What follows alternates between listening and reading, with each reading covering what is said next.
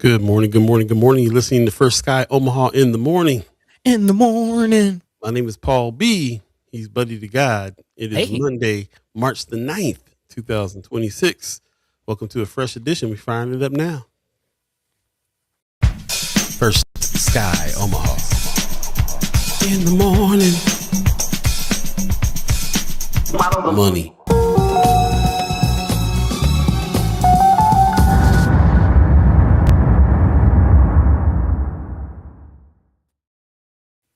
Good morning, good morning, good morning. Woo! Wow.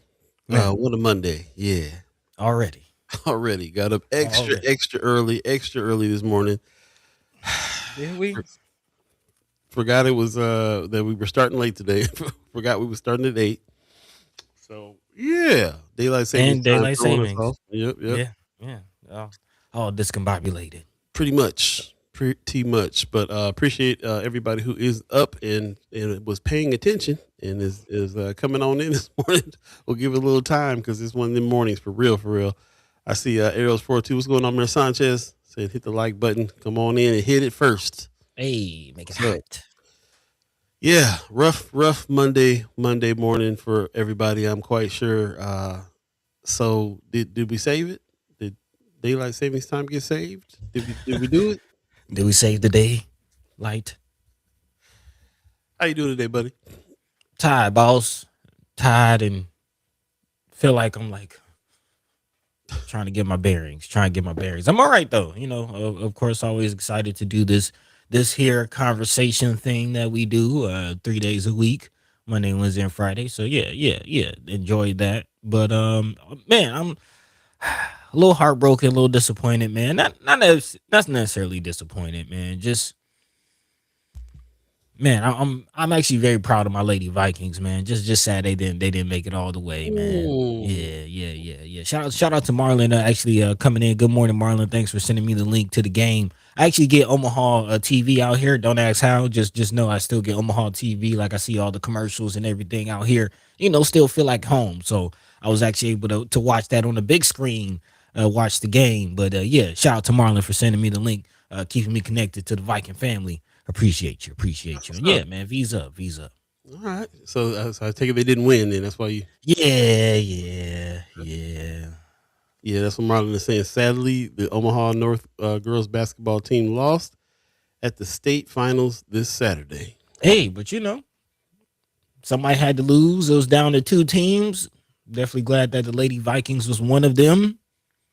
And shout out to the girls of Lincoln North Star. Shout out. Shout out to y'all for getting up with us. Remembering that we start late today, 8 o'clock, Senator Cypher Day. So we're going to be checking in with Senator McKinney and Senator Spivey. So stay tuned for them a little later on in the show. I see Marlon. You were talking about Marlon in the chat here, saying good morning, First Sky fam. Happy Motivational Monday. Hey, I am motivated to go back to bed. That's my motivation today. Man. Sean McCarthy gives us a good morning. First Sky team and chimers. Hope everyone's recovering from daylight savings and had a good weekend. Nope. Yeah, bro. I'm all discombobulated. So what happened? I guess this is spring, so we sprung forward. But what does that actually mean? So the day gets longer, right? Yeah, we saved the light of the day for later on, I guess. Saving it for later. I guess, it gets so now it'll be like 7 o'clock getting dark like 7:30 or something like that now instead of like 4:30 like it was last month. Time. Michelle Moreno gives us a good morning. Good morning to you. Also, Leia Keiser gives us a happy, marvelous Monday. Appreciate you. Hey, marvelous. Marlon Harrison says some key takeaways for me are these girls exceeded everyone's expectations of them. That's what's up. Yeah.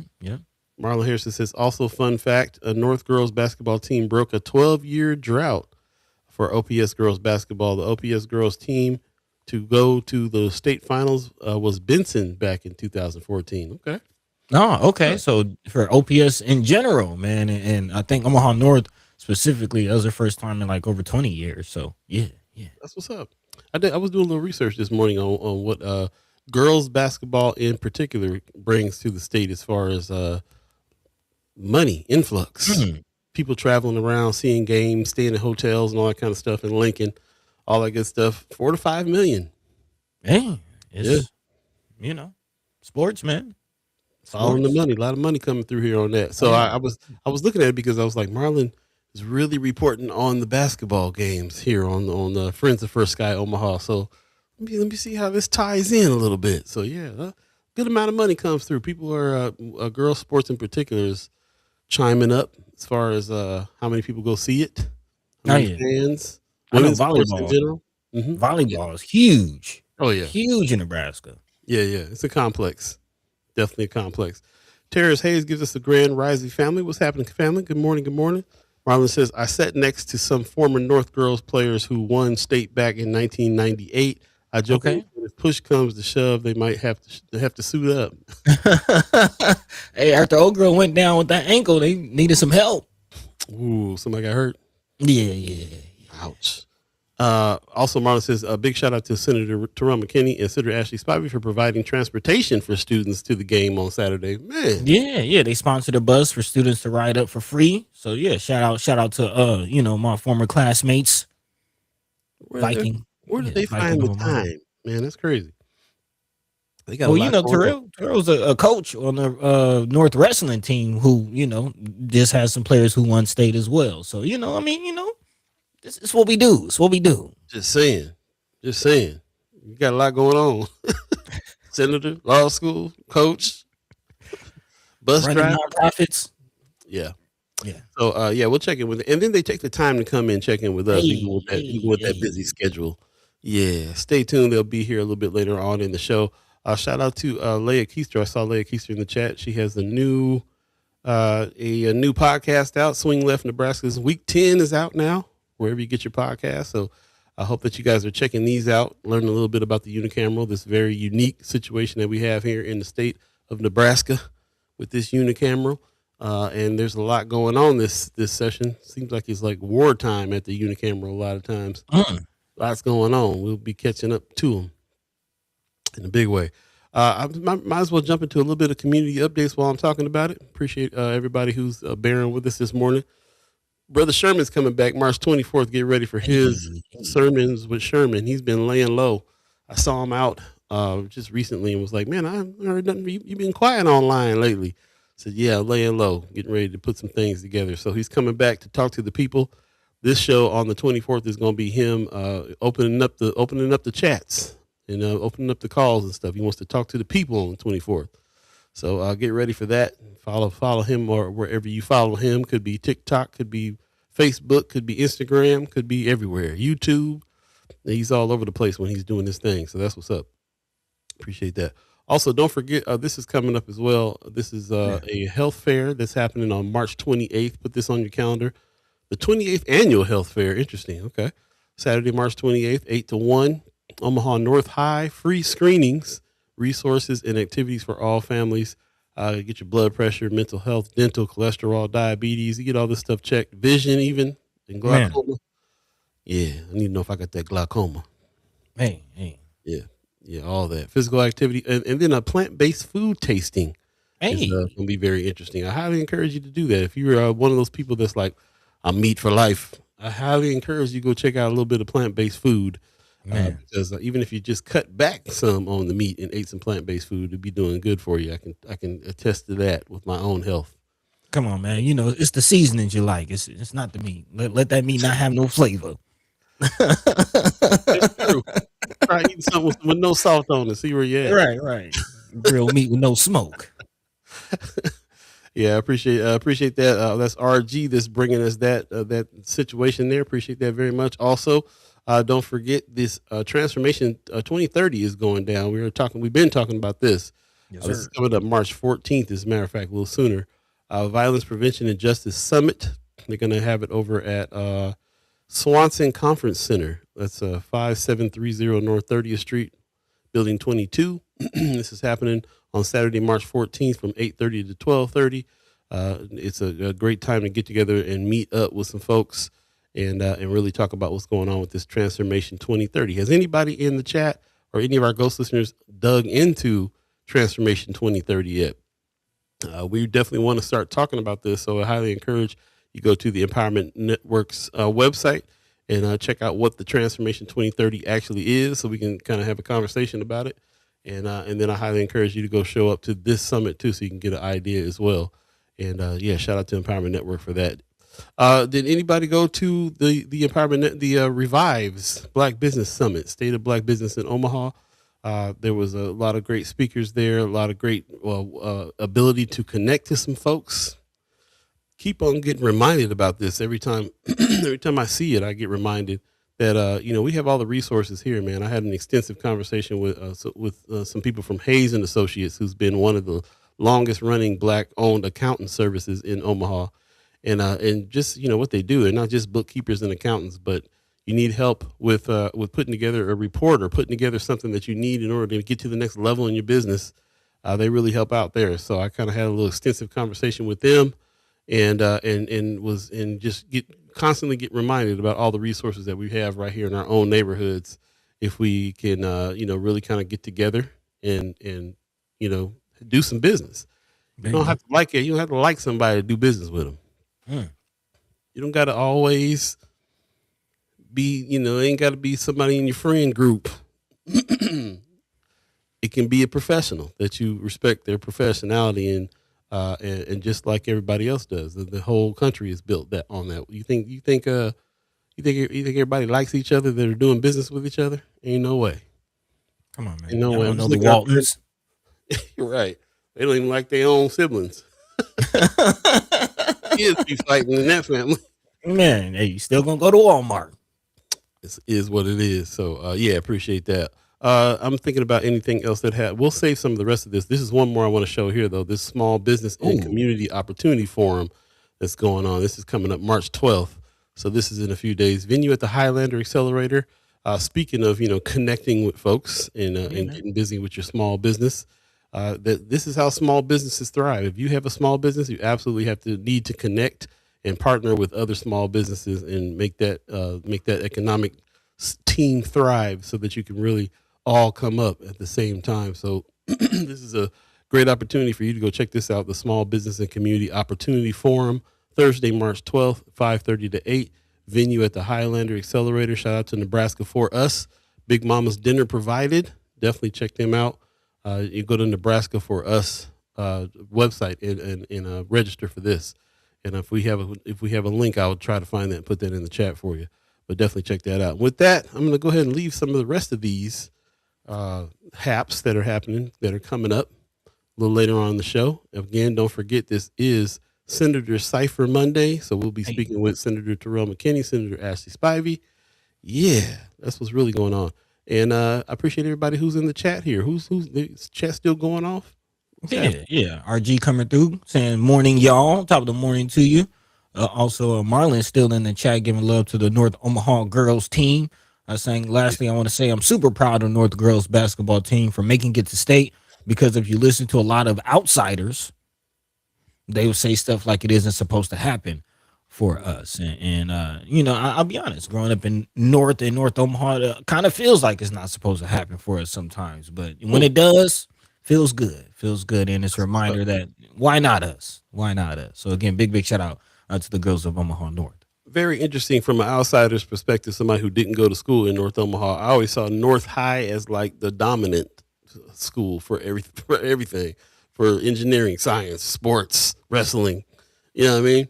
I mean, low key, it is. It really is. I mean, we got, state elected officials, NFL players, NBA players, actors, actresses, all coming out of Omaha North specifically.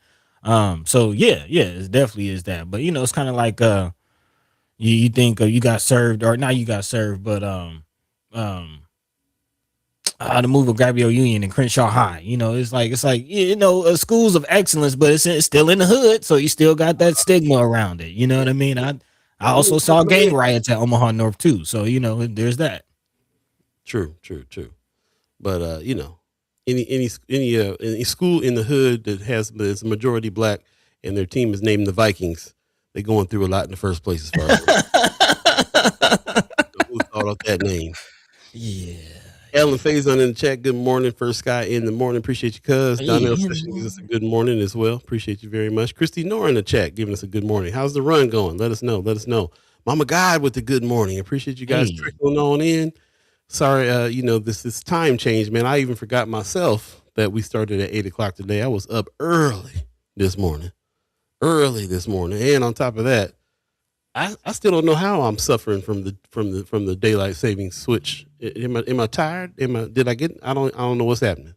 I don't know what's going on. So discombobulated. I will tell Discombobulated. you this: I'm very discombobulated, very tired, but we're gonna get this show on the road. So There let's you go go. ahead and get it. Yeah, let's make it do what it do, buddy. Yeah. What's today's thread?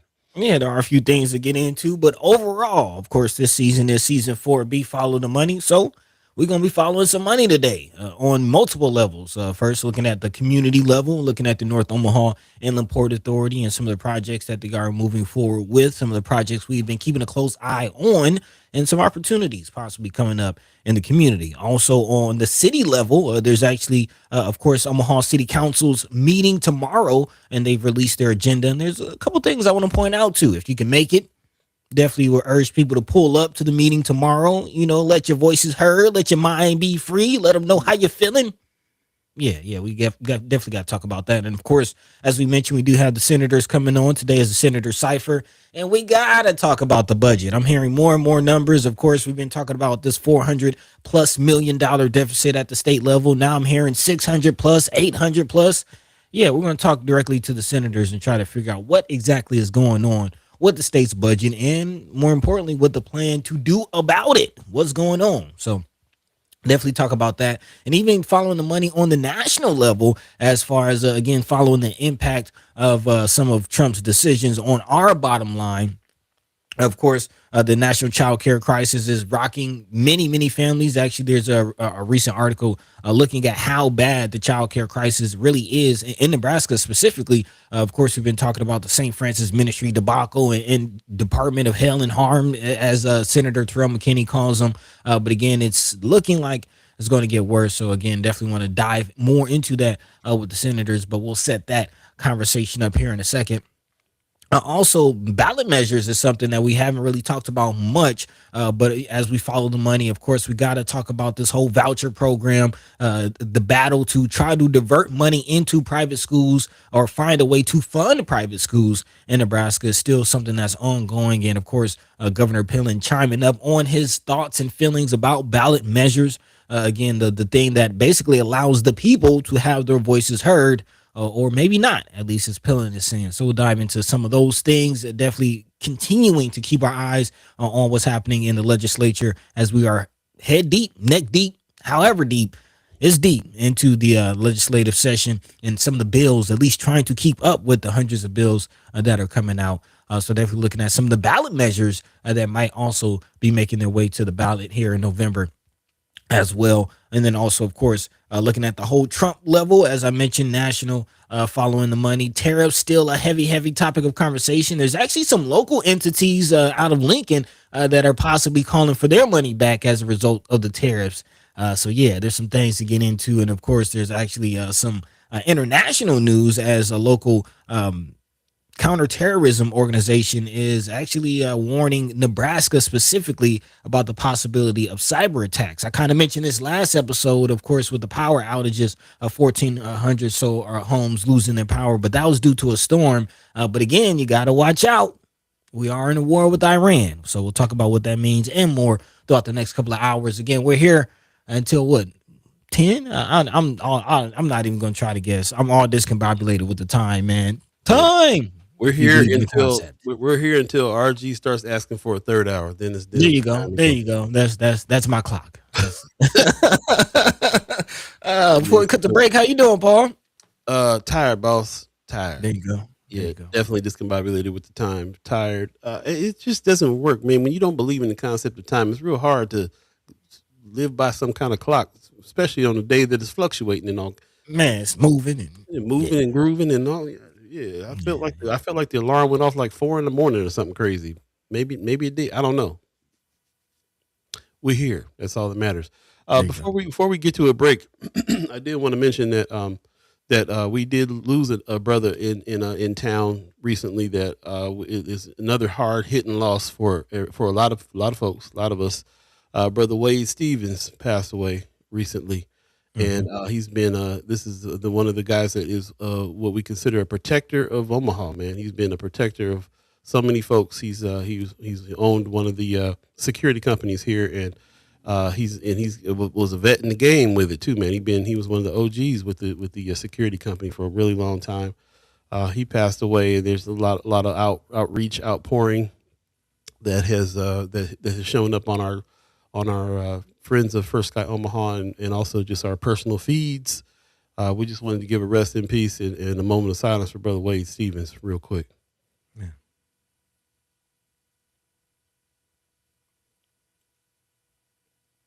I say Brother Wade Stevens, they're going to have his service on Friday, March 13th at Grace Apostolic Church, 2216 Military Avenue.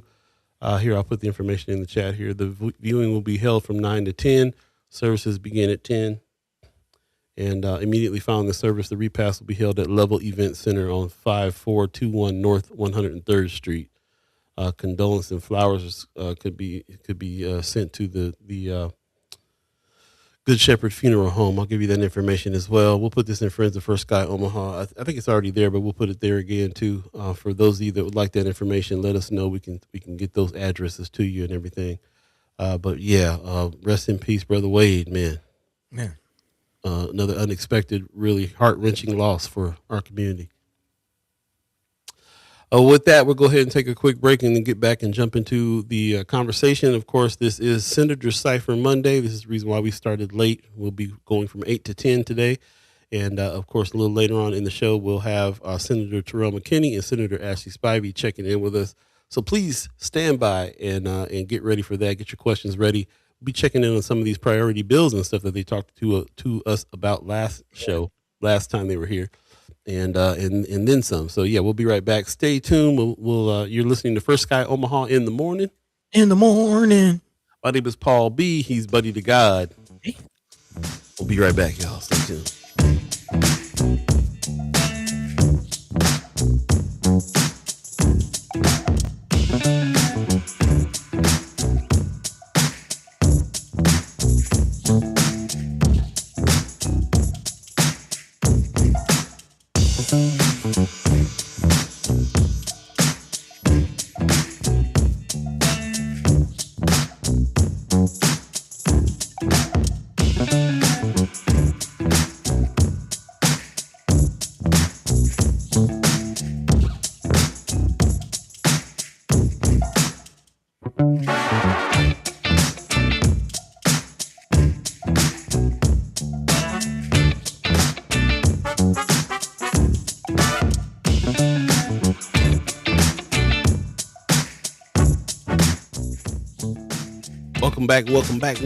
Welcome back. First Sky Omaha in the morning.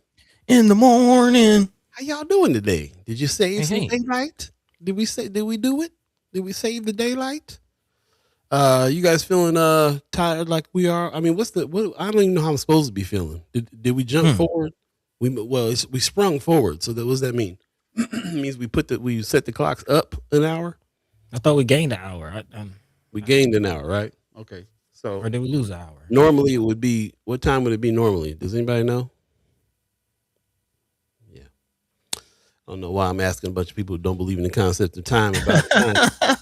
You heard our silence? Did you hear that? That pregnant silence? Almost heard the crickets. Yep. All right, well, we'll go ahead and jump into the agenda here for today. Buddy, let's go ahead and get it started. What's first on the list? All right, man. So a couple of layers to this first story because we lost Melissa. Melissa Wright. We lost Melissa, and they got a new guy. This is a story out of KMTV3.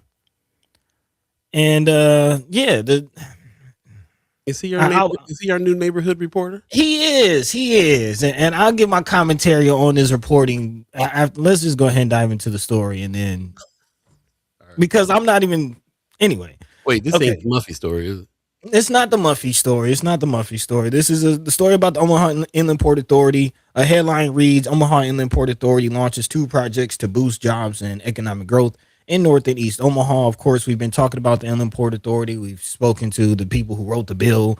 to create the Inland Port Authority. We just haven't had Brother Gary Clark Jr. on yet, but we've been paying close attention to what's going on with the situation. He will be coming on next week. Talk to him, confirmed. Yeah, and not the singer, the actual. Anyway, the Omaha Inland Port Authority. Apparently, I'm trying to gather what the actual update from this article is. I think they have agreed on the 16th and Locust location, which is something again we've been trying to look out for.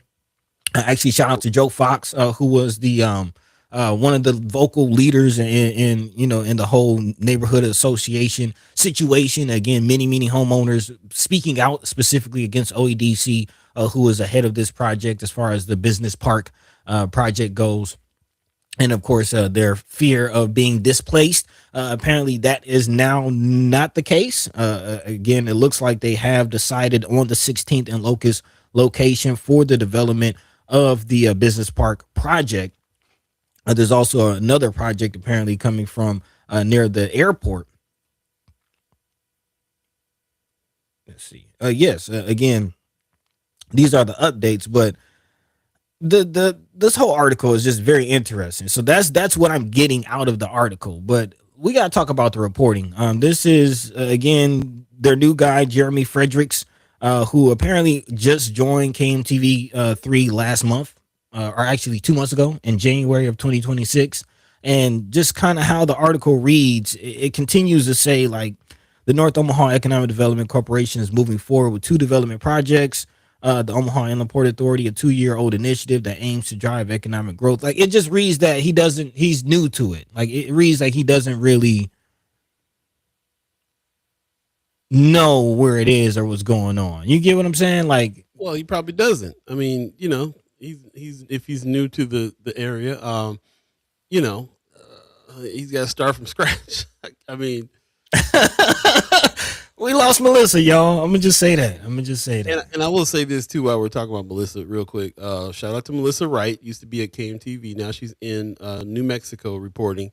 And we talked before she left, and in a time when she couldn't really say much, and now she doesn't work for Channel 3 anymore. But she did say back then that they knew this was coming, and they had their feelers out for people to cover. First of all, back up. KMTV has this thing called neighborhood reporting, which is different from a lot of the other mainstream news outlets.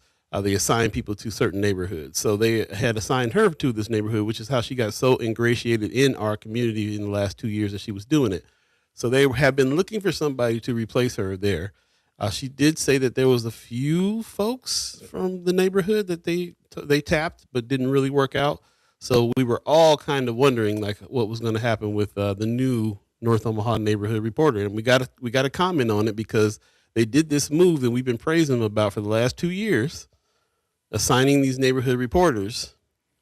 So yeah, expect some comments on who the new neighborhood reporter is going to be. And so I appreciate you bringing it up because it does tie in some things that like I said, I had talked to Melissa about who her replacement was going to be. And she didn't know. They had already went through a few people that said didn't work out. So it's interesting that we're talking about this person now. And again, I'm gonna try to give him some grace. He's not from the neighborhood, so he's probably just learning about this situation and has to start from scratch. Appreciate that. We have some more information. I actually talked to Brother Gary Clark Jr. Over the weekend and can talk a little bit more about some of the things that have progressed here, but. What else did his article have to say while we're on it? He does have a comment from George Achola, of course, who's a consultant working alongside OEDC. Kind of talking about the project, saying we think this project kind of provides the opportunity to be a catalyst or Kickstarter to bring opportunities or employers to make it attractive for folks to be able to invest within the community. I will say there is a timeline for this project. Again, deciding on 16th and Locust does move the project forward. Apparently, they're expecting to begin construction late this year. So that is an update. Also with businesses. So they're still undecided what businesses will actually move in. Therefore, what jobs will actually come to the community. But again, they are expecting businesses to move in either late 2027 or early 2028. And I will say last time we talked about it, It was reported that again the chamber, Omaha, the Greater Chamber of Omaha, is going to be kind of controlling who's going to be in there, what businesses they're going to be recruiting, what jobs ultimately will be coming to the community. So again, if there's certain industries that you all in the community are eyeing, or those who pay attention to those kinds of things feel like will be good jobs in the community, good paying an industry where there's future growth, reach out to the chamber, let them know, hey, let's look into this. So this is an opportunity to have your voices heard and really impact what's happening in some of the changes in North and East Omaha. And even beyond the chamber, reaching out to the chamber, you can actually reach out to the people who involved. This is the reason why we were talking about making sure that you show up to these State of Black Business meetings that they have here, because Brother Gary Clark Jr. was there on Saturday morning, and so was Brother Mike Maroney from OEDC. People that are directly involved with this, and we can have face-to-face conversations about what's going on.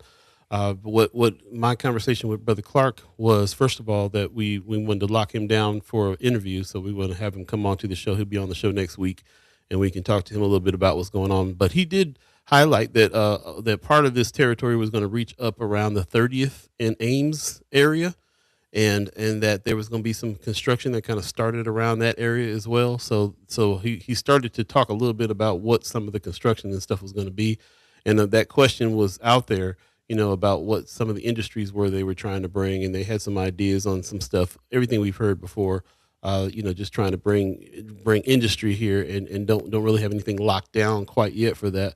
But they are very open to those kinds of suggestions. You have industry that you think might generate a lot of jobs and be good in our neighborhoods, then you can show up there and talk to them about it directly. But also the chamber as well.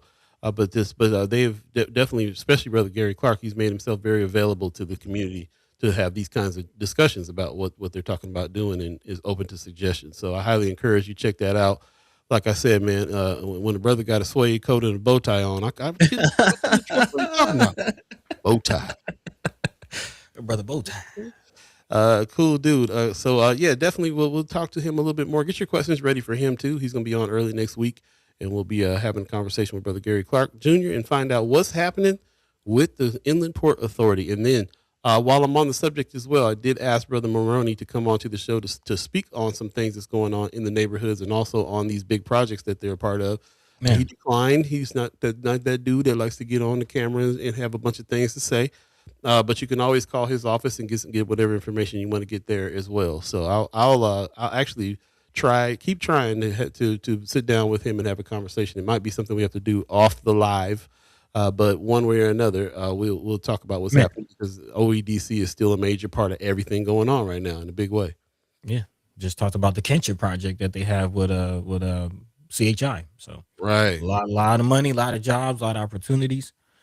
Let's stay on top of it. Kind of moving on into other news before we get into a break. Tomorrow, I want to let the people know, speaking of letting your voices heard and following the money, city council meeting tomorrow, a few agenda items to look out for. Just really briefly, again, specifically agenda item number 2122, which is the opportunity to vote on the city's contract with the Omaha Police Officers Association and a union contract with police managers. Something, of course, I know a lot of conversation in the community, a lot of state dollars, or really city dollars, going to the city's police budget, and of course, a lot of contention and just, let's just call it, opposition to what the Omaha Police Officers Association specifically have been doing, some of their social media posts. Yeah, here's the opportunity to hit them where it hurts, in their pocket. So again, or at least know where a city council stands on their votes for this contract, and maybe get a glimpse into some of the particulars of the contract. So again, that's agenda item 2122 with the city council voting on the city's police budget. Also, kind of more debates about expanding the police workforce, trying to hire more police. We've had that conversation with the mayor, but again, this is the opportunity to get insight on that situation. Also, a lot of attention being pointed towards TIF. There's an agenda item number 52 which is the first reading on the use of $42 million in TIF funds for Omaha's new downtown soccer stadium. I think that's the stadium that's being proposed on Abbott Drive. If you remember, again, there's a lot of talk about that. I believe that's for the Union soccer team, the Union Omaha soccer team. Again, $42 million in TIF, another TIF project. Again, yeah, got to pay close attention to that, as that is your tax dollars being rerouted.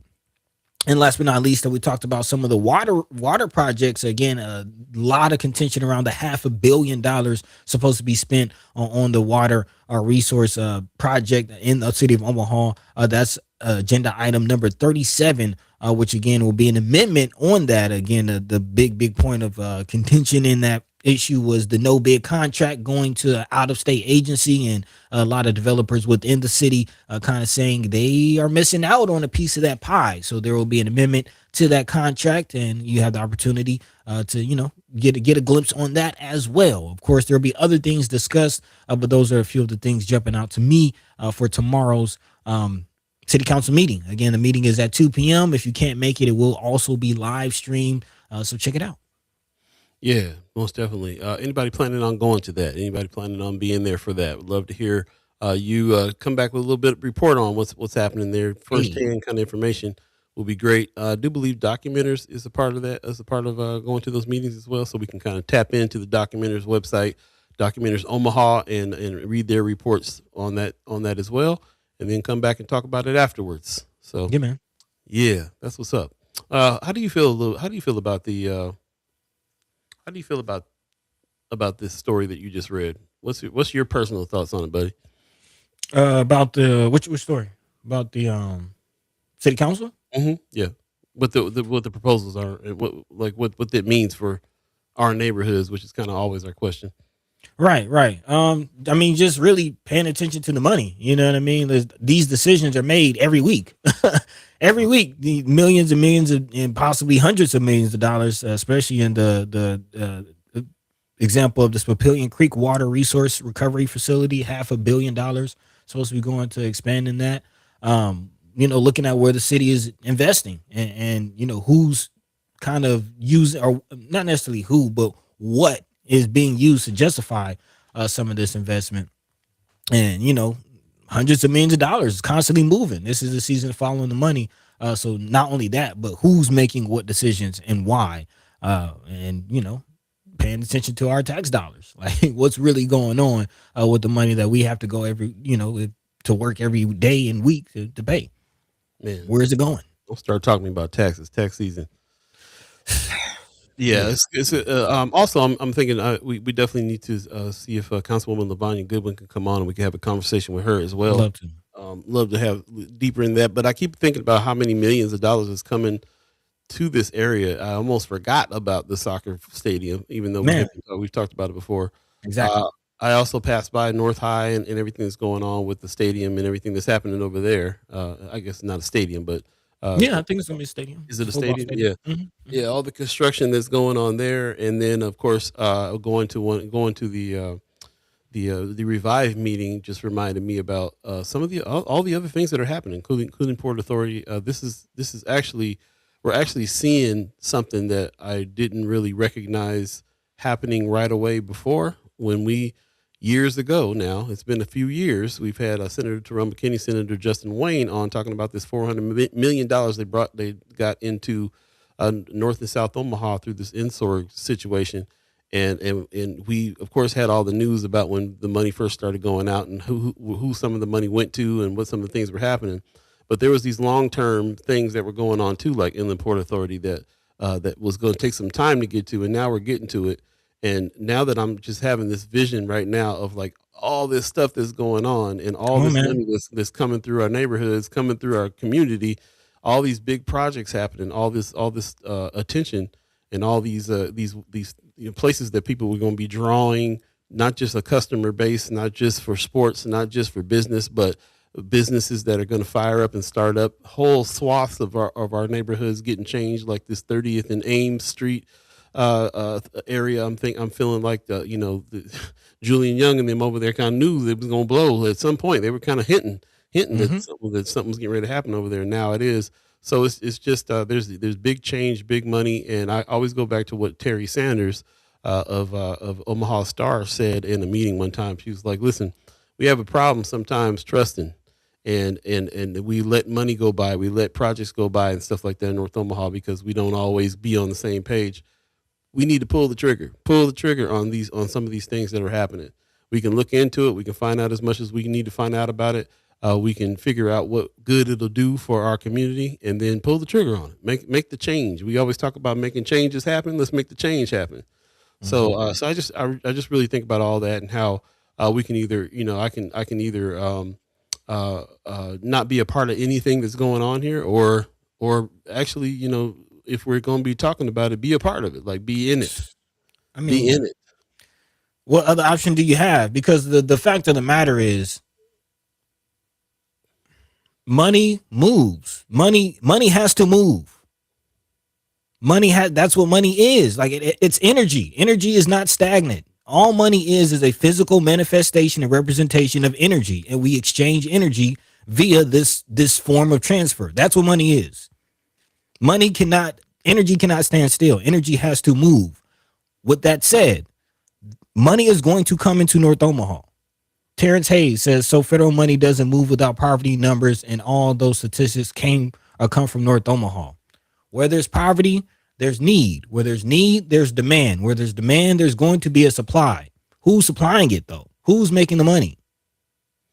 And I got to say, that's not the only reason why money comes in North Omaha. It's not just all the poverty numbers that are happening, because we have people like the senators that brought this money in because they were trying to get some change happening on top of what's going on, not just because we didn't get that INSORG money because they highlighted all the poverty that's going on. There's other reasons why money comes in too, because ultimately it's all about doing business around here. They need to do business, and that's a huge part of it as well. So, yeah, I appreciate that. Wanda Lewis gives us a good morning. Appreciate that. Anthony Rogers Wright in the chat earlier said, and that's a big part of what the problem of OEDC justice is, what love looks like in public. Definitely think that I personally feel like it would be good for them to definitely speak up a little bit more about what's going on, engage with the public a little bit more. Shout out to they did bring some folks on. Naomi Hathaway came on a couple of times as the spokesperson for OEDC, and I thought that was a move in the positive direction. I do think we still need to know more, hear more. Our nonprofit organization, and there's a lot about nonprofit organizations that need to be more transparent. So we'll keep on trying to have some conversations there and find out what's going on. But I don't think they're not making an effort. I just think that it's so that's the problem with a lot of our organizations in our communities too. Not a lot of communication going on all the time, and that seems to be a problem. You're either putting your head down, doing the work, and not really talking about it too much, or it's the opposite direction. A lot of people doing a lot of talking without getting anything done. So there's the in between is always what I'm interested in trying to figure out how to solve, how to kind of bring out what's going on to the forefront and connect it all, because there is context with all of this. So that's kind of what we're trying to do here as well. We keep on having these conversations even beyond behind the scenes with folks, and just trying to get a grasp on what's happening and why and how and what benefit of it is going to be to our neighborhoods, and really kind of understand. So we'll keep trying to do that for sure. Michael Watts in the chat, good morning, says, great post on difference between 24th Street improvement in South Omaha versus North Omaha. Okay, I didn't see that. Also, Brother Hayes says, but Blight even brought money to the new $1 billion Crossroads project. Yeah, it did, and what I understand about the TIF situation too, and what they call blight, a lot of areas. The problem to me was that they were calling areas that weren't blighted. Mm-hmm. You can't say there's blight on 13th Street in North Omaha, and so we're gonna build something in Midtown. It's not how it works. Midtown, they said Midtown was blighted. That's where the lie was, as far as I was concerned. In order for them to build the Cottonwood Hotel, that was a blighted area, and until we address when you call what areas you calling blighted and trying to get those benefits from, I'm not sure, and I'm also not sure about how that affects North Omaha. TIF is really a interesting thing because it's hard to track. It's hard to understand like where the loss is going to come from when it comes to people using TIF dollars. If they do it in a certain area, they try to open up TIF dollars more for actual blighted areas, more money for us to be able to build some stuff here. But TIF also makes it so that a lot of the taxes are not getting paid until years later. What does that do for the economy that depends on that? So that it's tough to understand what's going on. I just know personally that more money needs to come into the area in order for anything to happen. Where that money comes from is the question. Who that money is given to in order to make that change is also the question. And that's kind of like where I kind of concentrate my questions on, as far as that stuff's concerned, because like Buddy's saying, money is coming to North Omaha. It's already been coming to North Omaha. Right. It's continuing Right. to, and there's more on the way. So we definitely got to follow it, figure it Yeah. out. That part. Follow it. Who's going to be in line? Donnell Sessions in the chat says, it's always concerning to me when these businesses I see get all this money do not communicate. Yeah. Yeah. Especially when they're, public grant dollars and tax dollars being diverted and moved around. I mean, not that you can't find out, but yes, I do believe they probably ought to do a better job of presenting that information. But it's the information is there too; it's not hidden, especially if it's a nonprofit organization. That's all public information. Anthony Rogers Rice says State Auditor Foley. what was he calling them? Untouchable. Elliot Ness Foley. He says he's already warned the state about TIF abuse. It's costing cities tax dollars in the short term and speculating that this money will be recouped in the long term. Yeah. Most gambling.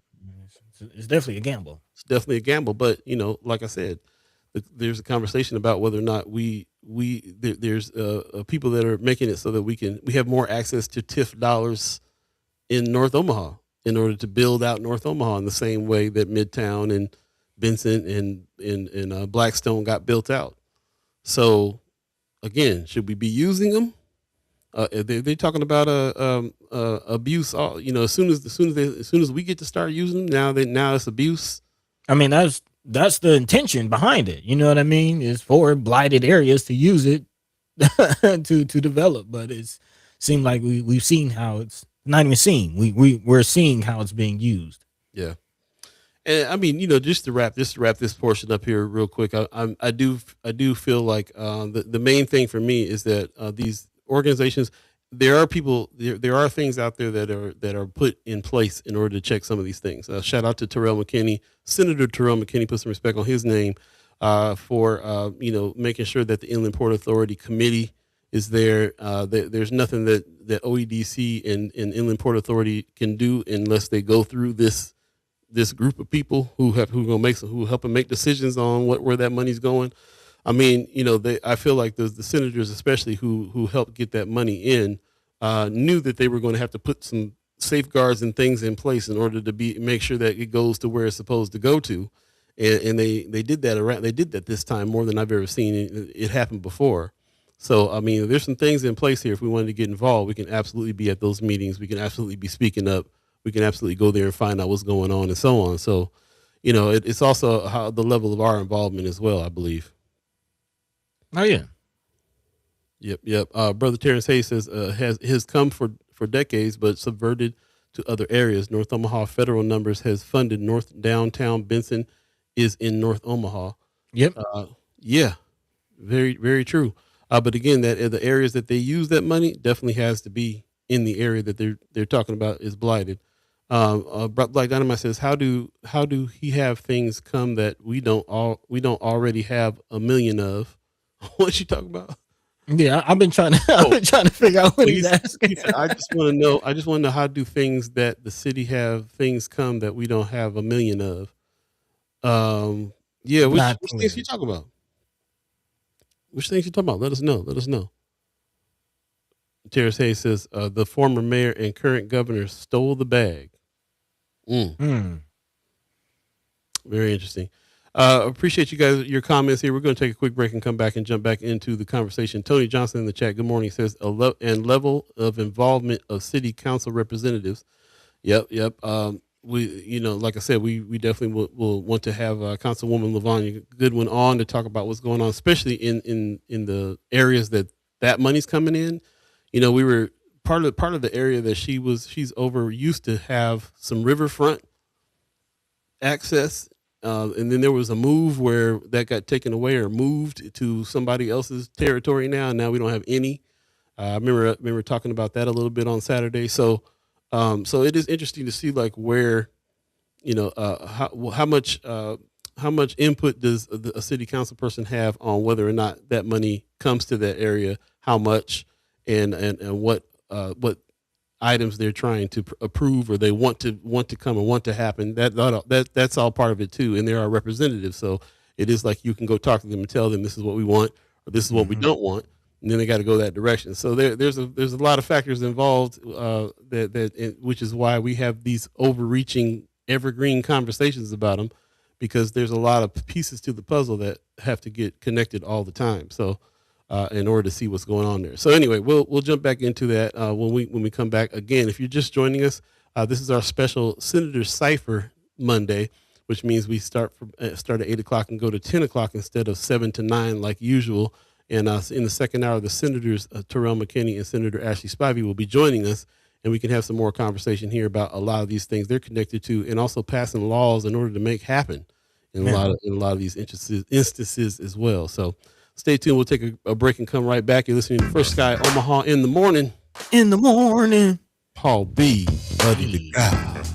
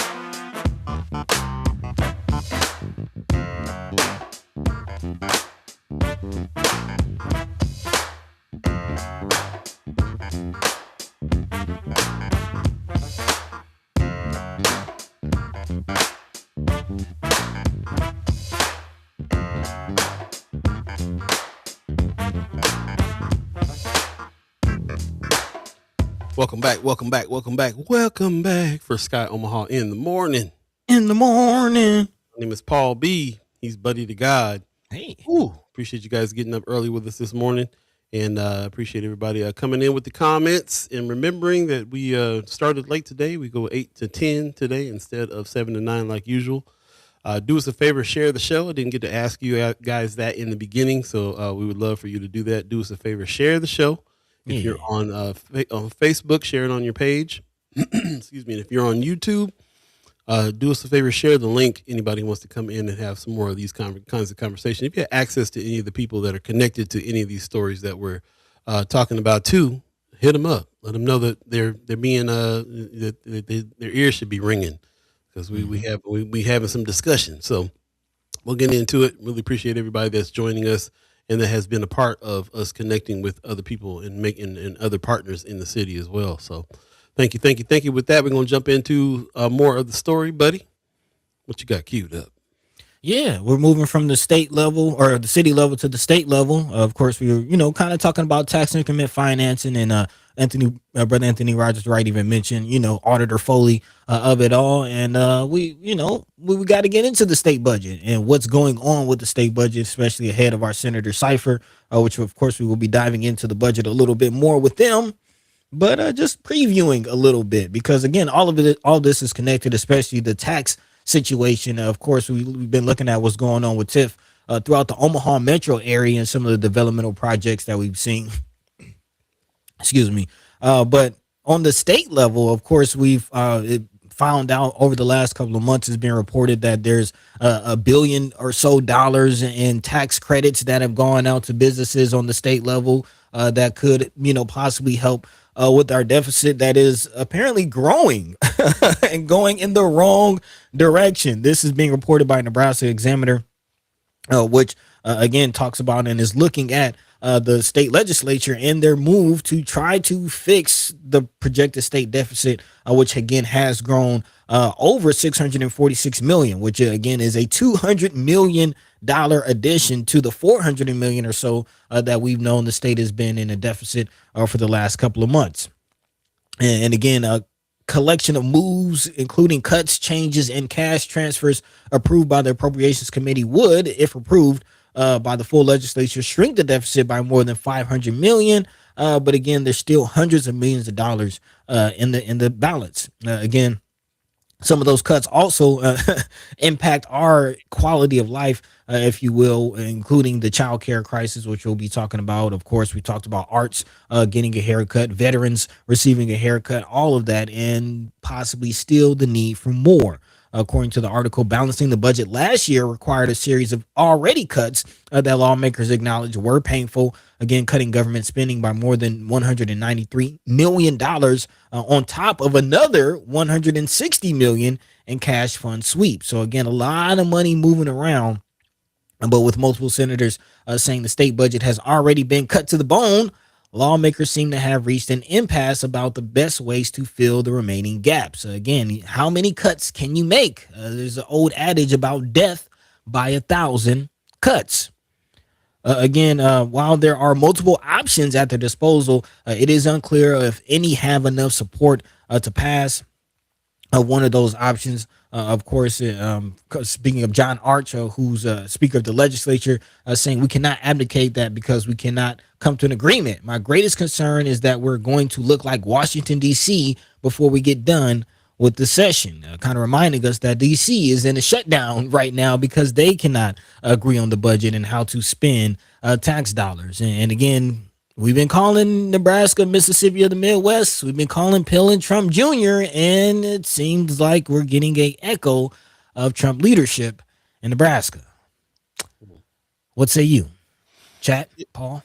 Yeah, definitely love to hear from the chat on that one. What say you on these things? We have been talking about these cuts. Of course, a lot of those cuts have been to services, especially to people in need, veterans, all kinds of folks.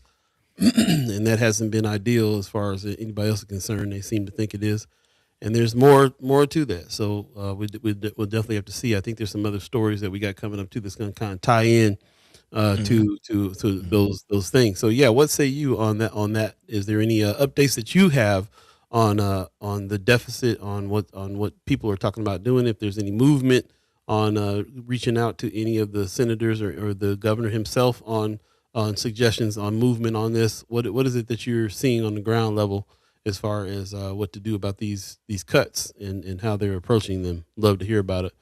Wanted to give Black Dynamite some time here. He's talking about Wanda Lewis says, Black Dynamite, you're talking about plenty of liquor stores and stuff like that. He was like, exactly.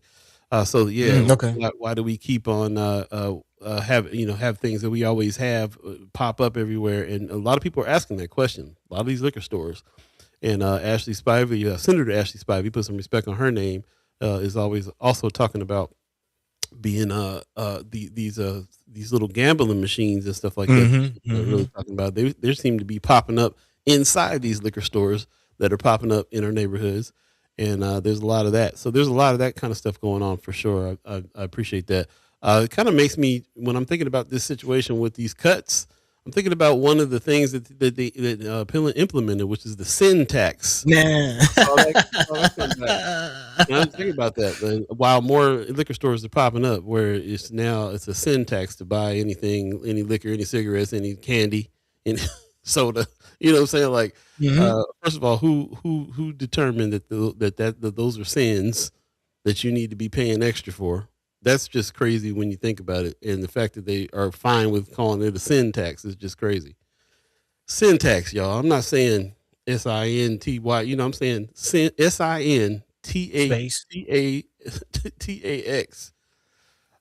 Tax for sinful things like buying candy. Yeah. And that's why I'm looking at Black Dynamite's comment. He's talking about City Winery, Ruth Chris. Hey, I mean, Pillin is a pig farmer. Maybe he don't want you. It's like the Chick-fil-A ads. Maybe he don't want you. Maybe he don't want you eating beef. But yeah, I don't know why I kind of tied that in. Just thinking about that. Yeah, not syntax, Yeah, no. syntax. Right. Yeah. With the eye. Why do we got more liquor stores? And if you do buy something from it, your tax is higher. And that's it. And is are we buying enough candy and soda to close the gap on this deficit? And that was my question to you, Paul. I mean, before we even get into it with the senators and what areas are being cut and what, departments and agencies are being underfunded and what the reality is. And before we get into all of that, like Paul, you deal with budgets. You know numbers to a certain degree. Even Mayor Sanchez in the chat, you have ideas about how to save funds. Like, let's really look at what the state is doing. I mean, after you make so many cuts, how else do you save money after you make so many other cuts, after you move money from Rob Peter to pay Paul and you start dipping into savings accounts and like. I'm glad you brought this up because this is the problem. First of all, it's 9:00 if you believe in the concept of time. And on 9:00 on the dot, I'm glad you brought this up because this is I don't know about y'all, but we have how can I start this? Yeah, hold on. I'm about to BZ blast loaded. Yeah, let me go ahead and blow myself up on this one. Okay, so here's my thought on this. We are all trying to fight. We are all trying to get our heads straight about money. This is also part of the follow the money season. Is us thinking about our own relationship to money, what it is that we are doing with money, how it is we're using our money, and what we think about the money. And we've all heard that there is this thing called broke thinking. What do we want to call it? It's a scarcity mindset that we talk about all the time. This scarcity mindset. The scarcity mindset will have you holding on to dollars. The scarcity mindset will have you buying cheap food. The scarcity mindset will have you not trying to help somebody need some help because you got to hoard. You got to make sure you. The scarcity mindset makes you put that money in the ground and sit it there instead of grow it, instead of making it flow like cash flow. Like flow is supposed to happen with your money. It's supposed to flow, money in, money out. You're supposed to have a different kind of attitude about scarcity. You're supposed to get rid of that scarcity attitude. If you don't make enough money doing something, then the attitude that we're all encouraged to have is to go make more money. And this is the problem that I see with a lot of businesses. A lot of people are always haircutting everything all the time instead of saying, let me put this energy and go and making more dollars. Capitalism itself, I think, is geared towards you saying, I got to go make more money. And the way that we have all emotionally attached ourselves to money makes us, first of all, go, I got to hold that dollar first. Hold on. Let me figure out where I can stop spending some money on stuff. I ain't spending no money on that. I'm not paying that person to do that. I'll do it myself. All these ideas about how it is we're going to save a dollar, but how many dollars can you save? When you get down to it, you're going to have to make more money in certain situations. And I feel like this is a problem that businesses have a lot. And I feel like this is a problem that organizations that have this kind of paternalism kind of situation, the first thing they want to do is like, don't go buy them Nikes. And then anytime anybody says some stuff like that to me, I'm skeptical. Now, you got an iPhone, don't you? Well, you should be able to buy some groceries if you can buy an iPhone. How about I need an iPhone for work and I also need to eat? How about let me go make some more money. Let me go do more than what I need. I need to grow this out. I need to grow it out. I need to stop thinking in this mindset of scarcity all the time. Scarcity doesn't do nothing for nobody. That scarcity mindset is what stops us from even helping each other or anything. Or anything. We're all in a bad situation when it comes to how it is that we have to live right now. Groceries are out of control. Everything's out of control. we waiting on them to go ahead and bring the crypto in and get rid of the dollar altogether. And then we sitting up here with our money controlled out of the bank I mean, listen, we got to start thinking about how it is we're going to take care of ourselves beyond the hoarding of the dollars part of it. So These bankers. So what I feel like I am is in a state of in a state that decides the paternalism part is how these things need to go. Let's cut everything first. People have given them so many ideas on how to make more money in this state. Man, that's a good point. The only thing that I see them implement is a sin tax. I haven't seen any other implementation of how to make more money, how to draw more money in to cover the state deficit than that. Everything else has been a move. Go ahead. Don't forget the 14 million that they got from the Cornhusker Clink. Don't. I just want to throw that in there. I'm just saying. No, you're right. You're absolutely right. Thank you. Because, but to me, that feels like a deficit. They're taking us away on when it comes to that. But you're right. Everything that they have gone towards as far as bringing more money in seems to be on the backs of poor folks. Seems to be in prison industrial complex. Seems to be sin tax. Seems to be so on and so on. Everything else has to do with cutting services to everybody. Poor folks, people of color, immigrants, veterans, everybody are getting their programs cut. We had to go through a thing. We were trying to keep track of whether or not people are going to be able to get their WIC for a while. It's always here's where we can stop this. Here's where we can stop that. We can pull this back. We can pull that back. They're still going after INSORG money. They're still trying to get some of that $400 million that the senators put together.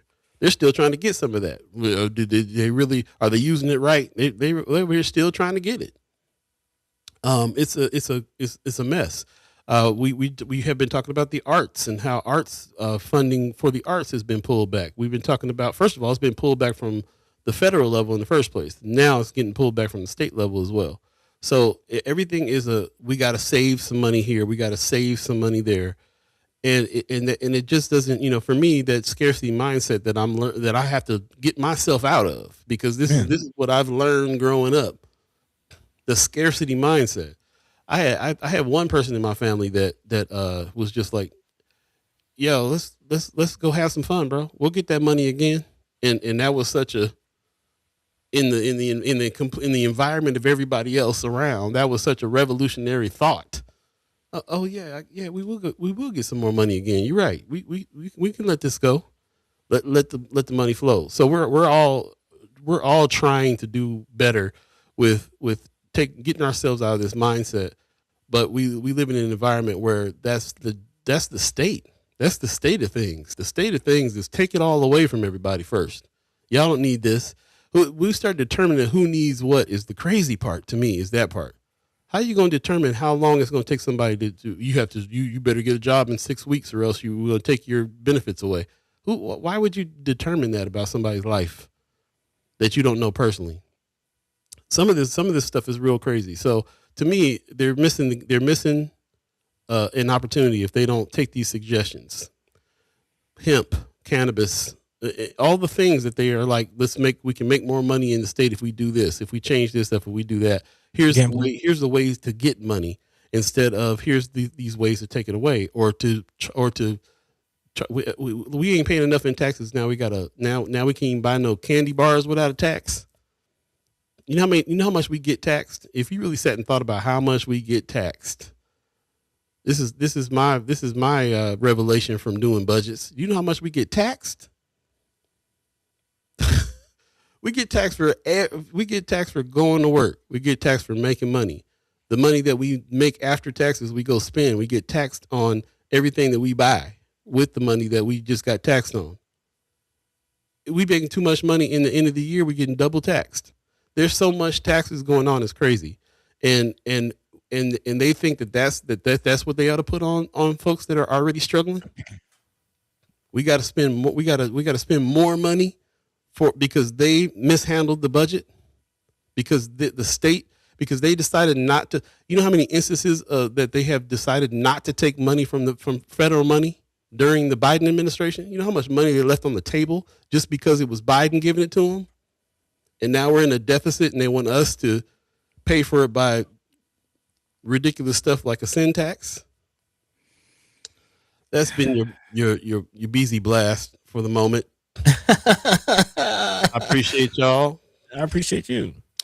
And I would love to hear what you guys have to say about all of that. As a matter of fact, I'm going to jump into the chat real quick, if you will. Marlon Harrison says, in Nebraska, if Nebraska truly want to get out of debt, let's start holding people accountable who got us here.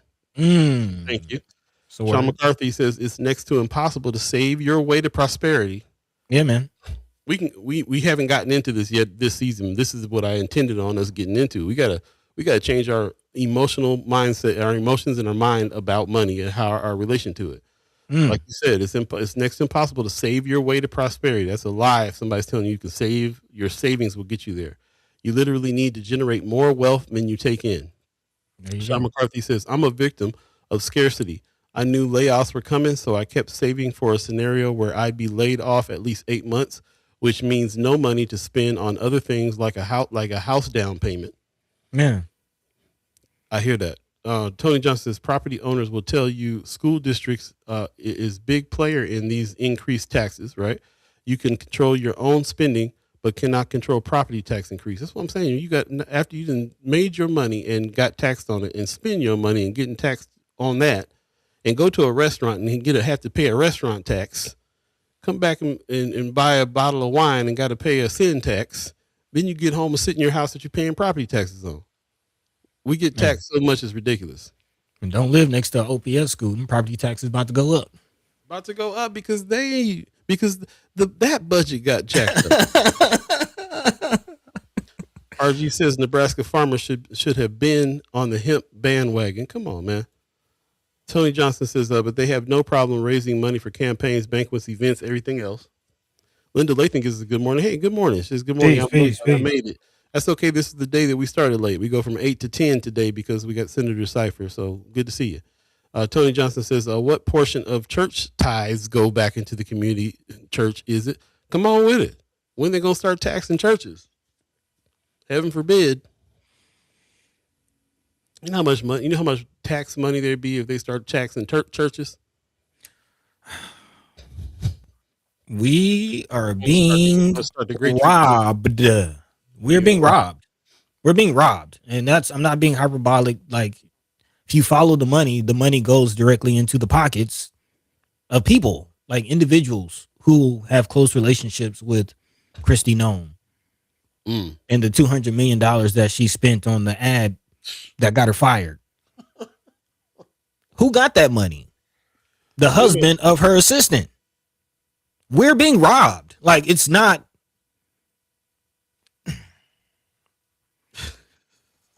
If people like, it's kind of mind boggling when you think about it. Like, if we really sat with the truth of what's going on, it is kind of surprising that we don't just tear this country down.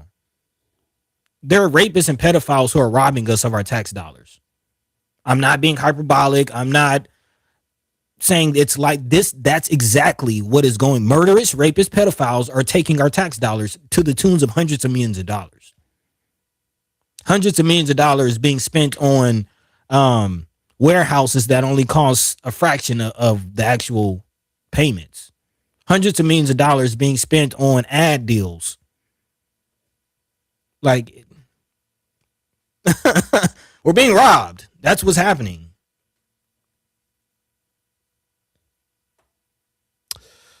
RG in the chat, one of the mainstream national news shows had a segment called the Fleecing of America. Y'all should adopt that name. That sounds too nice. We're being robbed. I'm not being fleeced. Yeah, I'm being robbed. We're being jacked, bro. That's real. Terrace Hayes in the chat with a diatribe. When we get this long, bro, we don't really read them all. Let me try to get in real quick and see if we can summarize them up here. I appreciate your words. We're going to have Brother Hayes on to talk a little bit about, he's been on several times now and talked about what's been going on with leadership in our neighborhoods as well. We'll be talking about it. So, yeah, we appreciate it. He says, well, you can get into it. Nebraska has more millionaires per capita than any state in the country. This budget is gaslit. Mm. We need to stop talking about stop asking for money for arts and entertainment, demand infrastructure and development. Without those things, no new companies will even look at North Omaha. We Hmm. have too many brilliant minds in North Omaha to keep this bill going. North Omaha has been on a 5-year development plan for over 50 years, while the rest of the city has grown, development and redeveloped, developed and redeveloped. We have not demanded receipts. OEDC, NOCD, Business Technology Center, just to name a few entities, have had their hands in all the millions. We are only consumers in our own hood, and I say hood because a community is like a generator.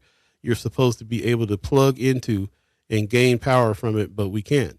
They will continue to keep us watching them rebuild North Omaha from the window of them for themselves unless we decide to kick in the door, put those who are aiding them on the blast, call them out, root them out, and demand or not ask. I do feel like that. I appreciate your comment there, and I do think that there needs to be some changes when it comes to certain ones holding accountable. I also think a lot about what Senator Wayne and Senator McKinney did with bringing in those hundreds of millions of dollars because that also didn't exist before they were bringing that in.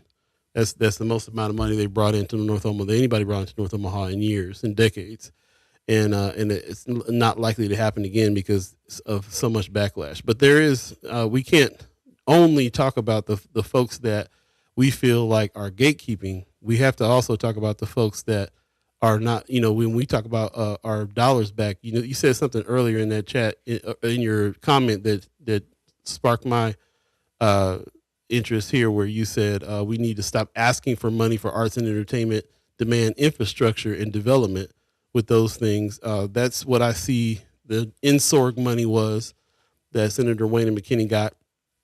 They were absolutely like, this is for us to do business. This money is supposed to go to people to grow business and grow jobs. That's what it's for. This is not a nonprofit handout of us funding these programs. This is what this is supposed to be for. And so I do see some efforts around for that very reason. And I do, and I also I see both sides, man. I see like, you know, how is this money trickling to certain folks, trickling to us? What is it doing for our neighborhoods? What are we doing with there has to be people that are going to help with that, because there is the other side of that too. There's a lot of folks that went after some loot and wasn't ready, didn't know what to do with it, did not further the cause in our neighborhoods, and that's a problem too. So, you know, I'm seeing a lot of that. I'm seeing both sides. We definitely need more transparency when it comes to certain things, but I also know that there's a lot that we can do. Quit asking for money, quit asking for handouts, quit fighting that fight, and do for self. It's 8:17 in Omaha, Nebraska right now, and usually sometime in the second hour we start talking about what it is that we can do with our own dollars. Hmm. We still gonna be very upset about all the taxes that we got to pay and what they're doing with that tax money. That's always gonna be a thing too. But also above and beyond that is what it is that we put our money into, what it is that we are deciding that we're going to back and help and do.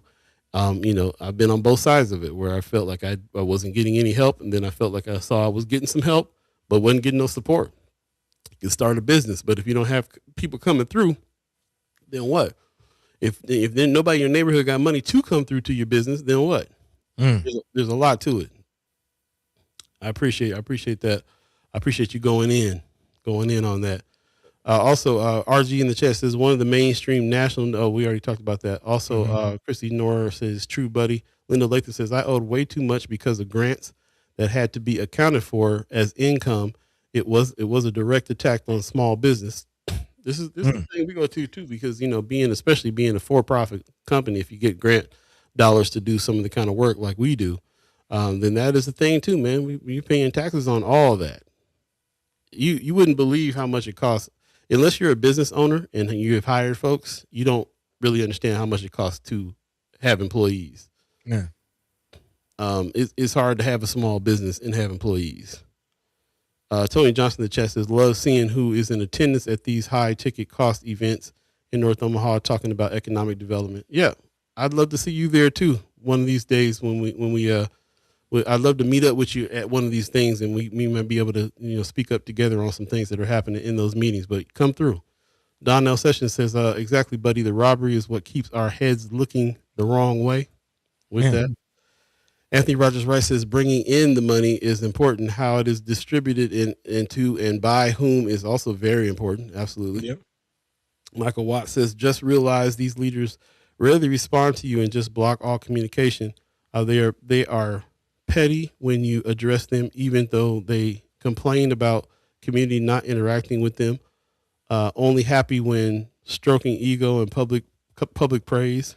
Well, I think there's a difference between us having some respectful conversation and stroking egos. I do see people get attacked unnecessarily. There's a lot of attacks and name calling. That's not our style, not with it, and it doesn't really garner conversation. It only makes people defensive. And so we try to approach things a little bit differently, and I think that probably is some of the problem too. I definitely see some of that being some of the problem. I just talked to somebody recently that I was trying to get on the show that was like, I don't feel like I have to explain myself. They don't do nothing but attack. They're not even asking to ask. They're not even trying to find out what's going on. I can't really blame somebody for feeling like that. If you're trying to attack, just attack rather than get to the heart of the issue.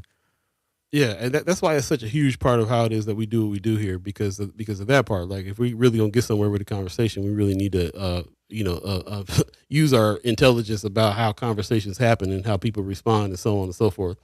I'm really actually, it is the second hour, so I can speak on this. Mm-hmm. I'm actually getting real tired of that. I'm getting real tired of the vitriol and ultimately you got to sit down with your brother you don't agree with, have a conversation. Like, it's a waste of time. It's starting to be a real waste of time for me when people do real disrespectful stuff. Like, there's a lot of stuff going on right now in the on our feeds about what's happening on the Deuce and some of the things that are going on with certain restaurants and so on and so forth. Not really with how these things are being handled. It just ain't getting us nowhere. It's not getting us nowhere for that.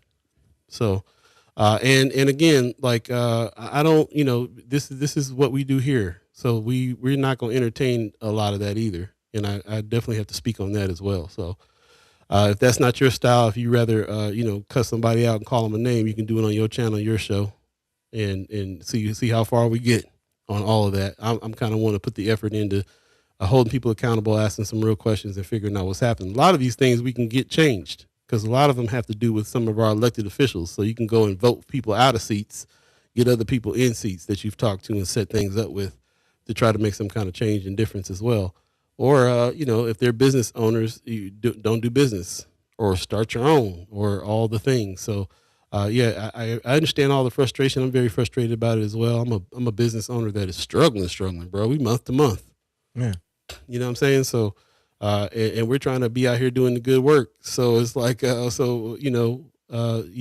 absolutely people that are trying to stay in power, hold money. There's absolutely, but again, what are you going to do in and outside of that? If they're holding that money, yes, we can work on trying to get that back, especially if when you take that idea, this is ours, it's our tax dollars they have taken to do these things. How do you do that? We definitely lean towards what organizations like the Black Agenda Alliance is doing for self. We just build our own business and have our own folks come through to that business. That should be able to sustain us, and then we would have the energy to go fight other entities that are taking our dollars and doing something else with them. But in the meantime, we still got to eat as well. So I appreciate it. Anthony Rogers Rice says bringing in the money is important. We already said that. Michael Watt says, just realize these leaders rarely respond to you. It's not my experience, bro. That's not my experience. I can speak to any of the leaders out here all the time. If that's your experience, I'm sorry for that. He says they are petty when you address them, even when they complain. Oh, I read that one already. Yeah, I got you. Terrence Hayes says, where us this money from the bag? Thanks, and where is this money from the bag? Where exactly did the senators' money go? They did a great service getting it, but the former mayor and current governor held a news conference. Remember, they told us what we were going to do with our money. All this stuff is public record. You can find out exactly where that money went. Our name is on the list because we got some of that money. Everybody's name is on the list that got the money. It's all public record, and you can find out where it went, what people did with it. You can find out what people abused it. We haven't really talked about that story, buddy, but there's some folks that got some of that money that abused that situation and messed it up for a lot of us. It's been reported. It's out there. Right. Michael Watts says, seems hypocritical when we were chastising other public elected in the past for doing this, but now we are okay with it. I don't know what you mean by that. Who's okay with what? And chastising about what? Christy Norris says this, I'm not doing dirty crap. I'm standing on policy and what I bring to the table. Folks don't want the drama. Folks are tired. I hear you, Christy Norris. I definitely get weary when I start seeing, especially political ads and campaigns, and they start backbiting and fighting each other that way. And I'm just like, such a waste of time. Like, how we going to have a conversation? You know what I mean? I appreciate that you're running your campaign the way you are. Let us know how your campaign's going too, by the way. Yes. Yeah, man. I appreciate you guys letting us go on in a little bit here. And thank you. RG says, I'm hearing a PPP loan situation with some of that in-store. Yep, it's exactly what you're hearing, bro. It's out there. We haven't talked about it too much, but it's out there, yeah. Because, listen, that was a lot of money, and there was a lot of organizations that decided they thought they ought to get some of it, and a lot of them weren't ready for that, and a lot of them shouldn't have had it, and a lot of them didn't get it, and a lot of them are mad they didn't get it, and starts a mess, and some of them got it and misused it, just like they try to act like we would. There's too many players for it to not be a complex situation. So again, we just got to figure out what we're doing. And just try to do that. That's kind of the only thing that's on my mind about it. Yeah, control what you can control. That too. Let's take a quick break. As a matter of fact, 9:26. If you believe in the concept of time, we're here till 10 o'clock today. We're anticipating our senators in a few minutes for Senator Cypher. Senator Cypher Monday is happening very soon. Stay tuned. You're listening to First Sky Omaha in the morning. Paul B. Hey. Buddy God. We'll be right back, y'all.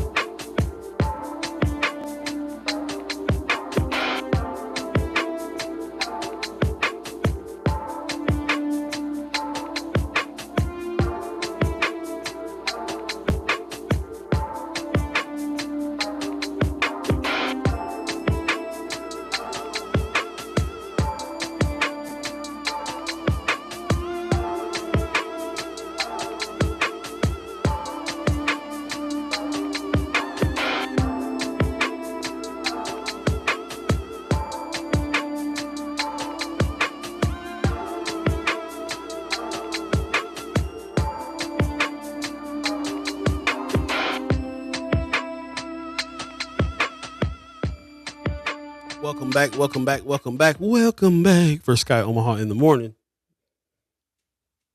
My bad. Couldn't get my mouse right. My bad. It's all good. Get your mics right, buddy. Yeah.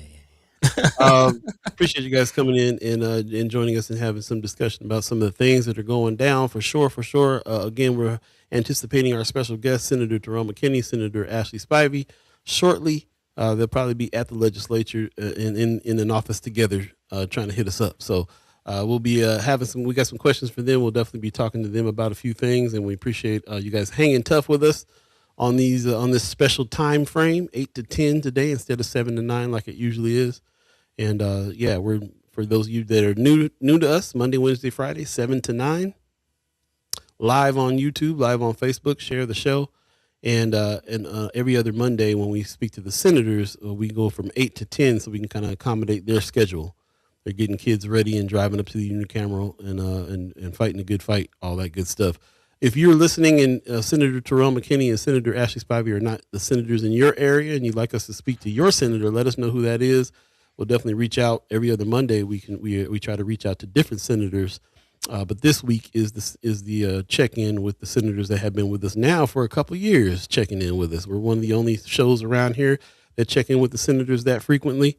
And don't forget, we also have the monthly meetup with the mayor that's coming up here in a couple weeks as well. So we're trying to expand, have that conversation, talk to some of the powers that be. We know that political power is one of the lanes of change. We definitely have to talk about it, especially during this election season, because we are talking about six to dismiss. As a matter of fact, I missed Anthony Rogers Wright post a little earlier. He said, speaking to the six to dismiss, somebody's running. What did you say? Somebody's coming in and getting ready to shake up some things. He said, "Did you see Shake it that?" up. Shake it up. Yeah, I did see that. He didn't say who, but he said there's a new candidate that's threw their hat in the ring, and yeah, I guess he's expecting her to shake some things up, whoever she is. Yeah, I can't wait. Let's talk yeah, about it.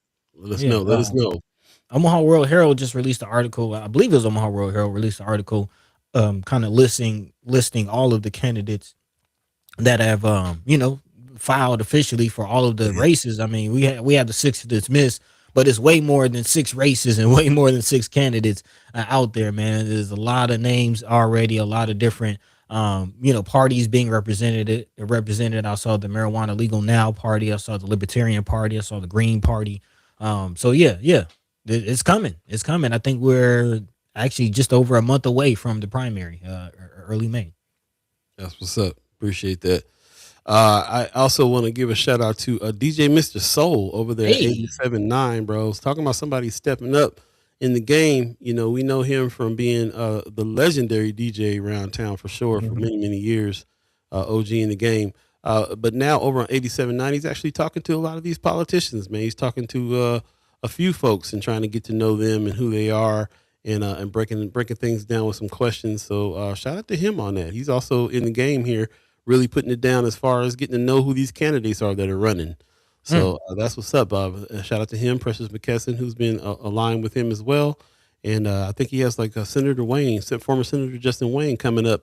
Yeah, February 16th. Oh no, that was past. So he already had Brother Wayne on. So yeah, you can go ahead and check out those past episodes as well. Just hit up DJ Mr. Soul's page and check out what's going on. Shout out to 87.9 The Culture. Shout out to them stepping up. You know, Yeah. I love it. It's real mind and soul over there now. I love it. A little Really bit. good. Yeah, got El Stupo out there. Got some heads. Got some heads. Yeah, talking about some grown folks business, all that good stuff. Without further ado, we're gonna go ahead and start talking to our guests that are waiting in the wings. I got Senator Terrell McKinney in the house. Good morning. Good morning. How you doing, brother? I'm good. How y'all doing? Doing all right. I'm Doing all right. tired, boss. Yeah, Tired. yeah. Could use a couple more winks, but Yeah, Lane, for I think sure. the time change got me messed up or something. I don't know what's happening, but I'm. Yeah. But Oh more no. importantly, how you doing out there? I see you all suited and booted. What's going on? Yeah, looking I'm clean. good. Just stepped out of our budget briefing, but I'm cool. Okay. We Uh Yeah. were just talking about the budget. oh. right. Do you Any need to get back updates? to that? Yeah, right. Let us know if you need to get back to that briefing. We need to find out what's happening. I'm all right. It's they've just answering questions at this point, so I don't know if I would call it a briefing. It's just telling us that everything is bad to what we predicted. So, Yeah, that right. sounds like what the reports are saying. Any solutions that you're hearing? Let's just cut to that. Like any solutions that you're hearing that sound like actually, hey, that's a good idea. No, Uh, no. Not really. I mean, last week we left off about having conversations on the floor about like everything needs to be placed on the table as far as trying to figure out the budget deficit, whether that's income tax pauses or things like that. They actually were discussing that, which was surprising to me because for a long Hmm. time they've been saying that's not an option. But I think they're coming to the realization that, if we not replacing revenue, we can't keep cutting these taxes because it's killing the Mm. budget. We was just talking about that. It seems like they only play in their Yeah. playbook. So Mm-hmm. that is surprising. I Okay. mean, there's other plays like not putting $600 million into an account for a canal that's just sitting there in limbo, not building a prison, you know. those type of things could definitely help. That's $1 billion right there. I was gonna I do. say that. I was Like, gonna say Yeah. that. Like we you in kind of mentioned Nebraska. earlier, Paul, like the NSORG money was a lot of money, but when you put in comparison to the 600 million for a canal or the 400 million for a prison, it's like that actually wasn't that much money when No, you really look at it. really not. Looks like we lost it. You still there, Senator? You try to restart here. Yeah, try to restart. Something's going on with the audio anyway. Yeah, Yeah. that's really interesting to hear, though. Interesting to hear that they're finally coming to that conclusion. I mean, how much can they cut? What else? What else can they cut? Again, as the article said, a lot of senators are already saying that the state, and again, we're talking about cuts that have already been made. Like this is like second, third round of cuts that we're talking about as far as the budget. If you remember, Right. Senator Wayne, when he was a senator, before Senator Spivey got in, tipped us off that the state was going to go broke. So it's no surprise that we are here. I guess the only surprise is that there are no solutions, no answers, no real ideas, substantive ideas on how to really get out of this, aside from cutting services that people actually need. Which, Well, that's why this news that he just told us now is interesting because maybe they haven't got down to everything that they can cut. Maybe there ain't nothing else for them. They can't cut nothing else from it. They didn't cut everything from poor folks, so now they got to think of something else. It is really interesting to hear about the when you think about the budget on that side of things. Here's Brother McKinney back. Okay, we got you back. Can you hear us? Can you hear us? check. Can you hear us? Can you see us? Hello. The Gremlins is working. The Gremlins is working. Hear me? Yes. Okay, I can't hear y'all. And then he's gone. Somebody need to update the. Hold on, I'm gonna leave and come back. Sorry. Okay, yeah, Okay. that's all good. The legislature. How's the internet? But how y'all sending emails over there? What's really going? Maybe that's why they ain't got no internet to research no ideas on how to save no money over there. That's why they can't figure it out. Yeah, man. They got that dial up over there. That's what that is. That AOL. That's what they can say. Yeah. Before I lose that thought. I do want to comment on that what you were saying earlier about the prisons because because I wouldn't even think about the cost of the prison. Come on, The man. cost. 400 million. A prison that nobody wants, mind you. And is it an investment? Like, do they look at it as investment? Are they making that much more money from the prisons that they are cool with being like? Because you think about it, it's a business, man. The city is a business, bro. Like we can sit up here and act like it's not, but it absolutely is.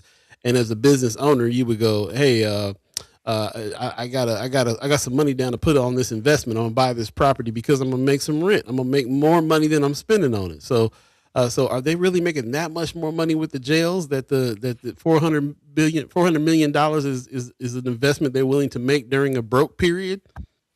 We talking about your point here about them building this jail, and it's really interesting. Lost them again. Wow. I mean, but it really looks like every investment is a bad investment. Like talking about the $1 billion or so in the tax incentives that the state has lost, investing in these businesses that have either just gone under or didn't bring any jobs. Like, where is the return on investment in all of this? That's what. Yeah, there got to be one. I can't see them spending that money and there not being a return on investment. That's scary too. If you get that big of a return on investment on the jail you're building, and also of the juvenile jail that everybody's still talking about hasn't been filled, and it's still open. Like still $20,000 in tax dollars a month going to that at the city level. I mean, anytime you're going broke, I'm gonna just bring it back down to me. So I got a budget. I got my own personal budget. I'm trying to figure things out. I might have spent a little too much money this month on something. I might have ran the credit card up on something or whatever. I got to try to figure out what's what. I gotta blame what's what. I got to put some blame on something. There's a lot of things that happen when you're going broke. You try to save some. You try to hold some. You try to you blame other things. You think about where you got to cut back I mean, there's a lot of things that happens when you think about it. I was just Senator McKinney, if you back and can hear us, I was just bringing this back down to like my level. If I'm going broke, if I got a problem with my own budget, I go through a lot of different emotions on that. I'm gonna blame something. I'm gonna try to cut back on something else. I'm gonna decide I got to go make some more money over here. I start questioning myself about all the bad investments I made. I should have Mhm. saved that. I shouldn't have bought that bag. You know what I'm saying? Like, and I feel like that's what's going on there on, but it's headed up by some folks that think that we shouldn't be getting any aid and help in the first place. So that's the first place they look to take money away from. So now that you're saying this is a little bit different now because they're saying that you can only tax so much. So and so again, can you reiterate like what it is that they're saying now about what to do about it? So we have about $126 million shortfall that we got to figure out how to get out of, and then we're projected in 28 and 29 to have like an $874 million plus shortfall. So before I walked out, they were discussing potentially. I don't know if it's gonna happen. I'll be surprised to see it, but potentially pausing the income tax cuts until revenue is made up. Just basically stair step it down and say these cuts can't happen until revenue is increased by this amount. That's the only way it could be triggered. Which what is ironic about that is this was like the counter to them doing this in 22 and 23 was saying, Hmm. why don't we stair step this, base it off of revenue, don't just cut without a strategy to replace the revenue that has gotten us into this situation. Well, Yeah. I think the thing that we've been talking about here for the last 30 or so minutes is the fact that regardless of where you cut, how many cuts you make, at some point you got to figure out like it's all still tied to making more money. Like the revenue has to increase at some point to get out of the cuts. Like you can't. So again, any ideas on actually increasing revenue, any movement on marijuana talks, any movement on gambling talks, any movement on anything that makes sense, that sounds like the state can actually make money. I mean, there's some revenue bills that are bringing some money that people are discussing, but as far as like marijuana, no, not in a real substantive way. You know, there's a couple bills on medical marijuana, but as long as the commission is the commission, I don't know if that's going to ever get off ground like it was supposed to. As far as gambling, I haven't heard anything being done this year. I know there's a ballot petition going around about legalizing gambling or sports betting or whatever. Mm-hmm, mm-hmm. But as far as like real concrete solutions to bring in more revenue, I've yet to hear those. And anybody that has put anything on the table to do so have been kind of shut down. Like I heard y'all talking about the liquor stores earlier, and I put a bill in this year to tax liquor stores and qualified census tracts at 5%, and put that money back into our federally qualified health centers, reentry, childcare, homelessness, and those type of things, and that would raise $25 million. But they don't want to even put that on the table. So How come? I introduced it Because it was because your idea. for example, Senator Sorrentino had a bill to raise the tax on cigarettes, and they were upset that it didn't pass last week, saying we needed to pass that because it would have helped.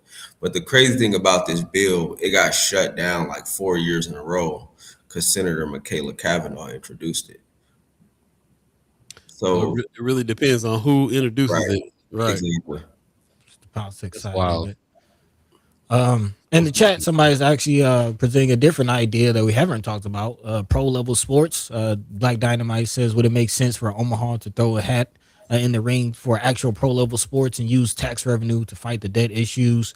Also, someone says speedway track in I addition to mean, coaching. I think people have discussed that, but the thing y'all also mentioned earlier about the tax incentives, you're Mm-hmm. going to have a lot of tax incentives to attract the team to the state of Nebraska. Right. So it's yes, maybe it probably would have some net value depending on what sport you try to get into. But when the auditor is saying we're losing 1.2 million, $2 billion in tax incentives, it's hard to sell that and say, let's attract a team from this league to come to Nebraska. And they're like, hold on, we want to get this, we want to create this incentive, but we already got 1.2 billion in incentives that ain't, so it's a hard sell. Yeah. I would be open to it in some type of way, open to attracting a team. As far as the incentives, I'm of the mindset of I can't support incentives when we cutting services from poor people and people that are in need and people that are disabled and elderly, things like that. I'm not going to support that if that comes at the expense of people who are not well off, because that's what these incentives really basically help the people who are well off. Like look at the Mutual of Omaha Right. Right. project. They not Right. paying for that. Right. The developers and all No, these no, you're paying for that. that part. That part. And that's like we talked about. We mentioned earlier property taxes around OPS schools possibly going up as a part of this levy and this shortfall in their budget. And I would love to just comment on the pro teams. I would love to see a pro team in Omaha, but are there enough people to afford an $80 ticket and pay $20 to park, in a parking garage to go to a basketball team that most likely, if they're relocating to a market like Omaha, they're most likely going to be a losing team for a little bit. So, are are people going to pay $80 to come see a losing team? Yeah, Like, they will. They go They to probably will. all the time. But it's not even just the tickets. You got to think the concessions? the hotels, people coming in and traveling and spending dollars. It's other outside factors outside of the arena that would probably, depending on the sport and the league, make sense. Because if you're attracting people, no matter if they suck or not, they still like they got teams in Salt Lake City. Who going to Salt Lake City? Yeah. Yeah.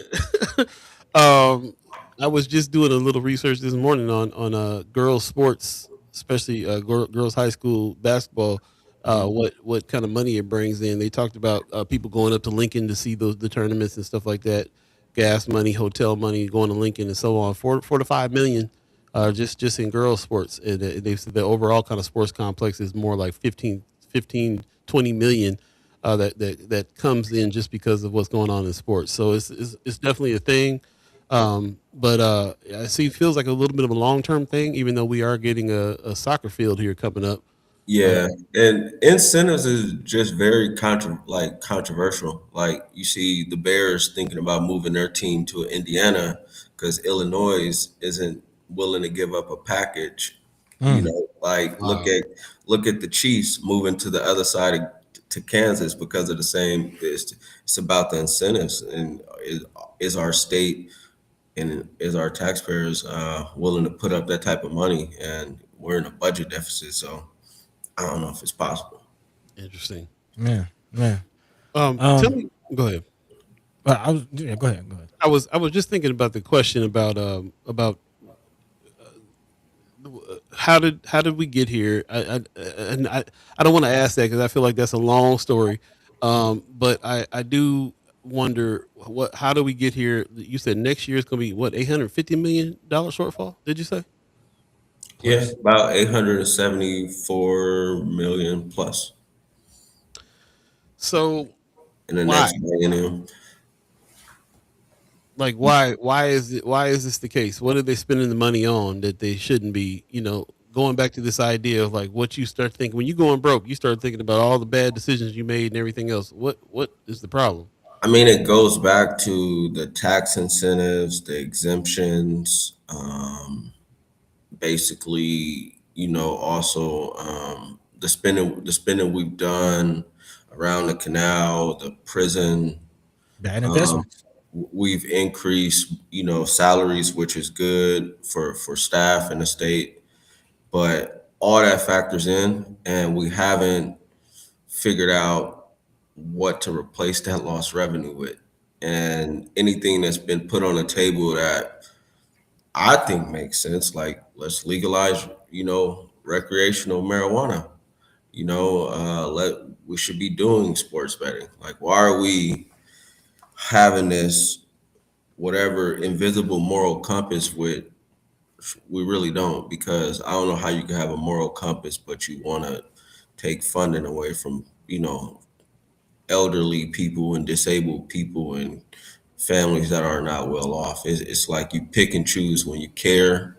So honestly, we should be doing those things. Yeah, I see that. Man, Anybody who puts a sin tax together is going to be trying to act like. Yeah, I appreciate that, man. I'm gonna jump in the chat real quick just for a second here. Linda Lathan in the chat is saying, I don't understand why in Lincoln there is perimeters as to how many licensed child care providers are within a certain radius. There are also is not an overabundance of liquor stores there. I noticed when you start a business, you must get the proper zoning to perhaps we need to start barking up that tree. Like, why y'all keep approving this type of business? There's already XYZ of them. I mean, that goes back to city council and the mayor's office. yeah. Uh, City plan and zoning. yeah, like the liquor stores and the zoning and things like that. I mean, the state can step in, like the state liquor commission can say yes or no to something, but it's really up to those municipalities to say yes or no. I mean, it's the city of Omaha that's approving those liquor Right. stores. Yeah, we just read. I just read a story about Councilwoman Lavanya Goodwin, who was instrumental in making the liquor license. There was a liquor store that's here in one of our neighborhoods that now has to do this, fill out this more extensive liquor application for their license or something like that. I kind of have a feeling that the ties may change a little bit with this particular mayor and the city council folks as well, as far as like those kinds of what kinds of businesses can come here. I think it's but with that though, I think we got to think about equity in the sense of, are we making, or should we open that process up to every current liquor store? Because I say that because I don't want it, not to say I support liquor, like open up a bunch of liquor stores. I'm just saying there are some entities that are not owned by people from our community that have essentially had liquor stores for a while. Then, not to say they right or wrong, our people wanting to open them, having to go through another process.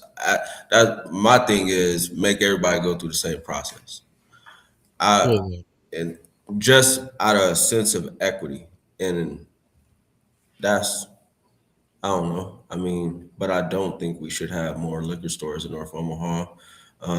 In my hearing about the bill, they was like, "Oh, so all these stores are going to leave your community," and I was like, "Well, I think that's cool. I think the evidence is clear that the oversaturation of liquor stores in an impoverished environment does not have a net positive for anybody. So we don't need a oversaturation of these places, as well as we don't need oversaturation of nonprofits. We got liquor stores, nonprofits, and uh, historically impoverished community. I think Pretty it's, much. I think the plan is in motion to keep us sleeping.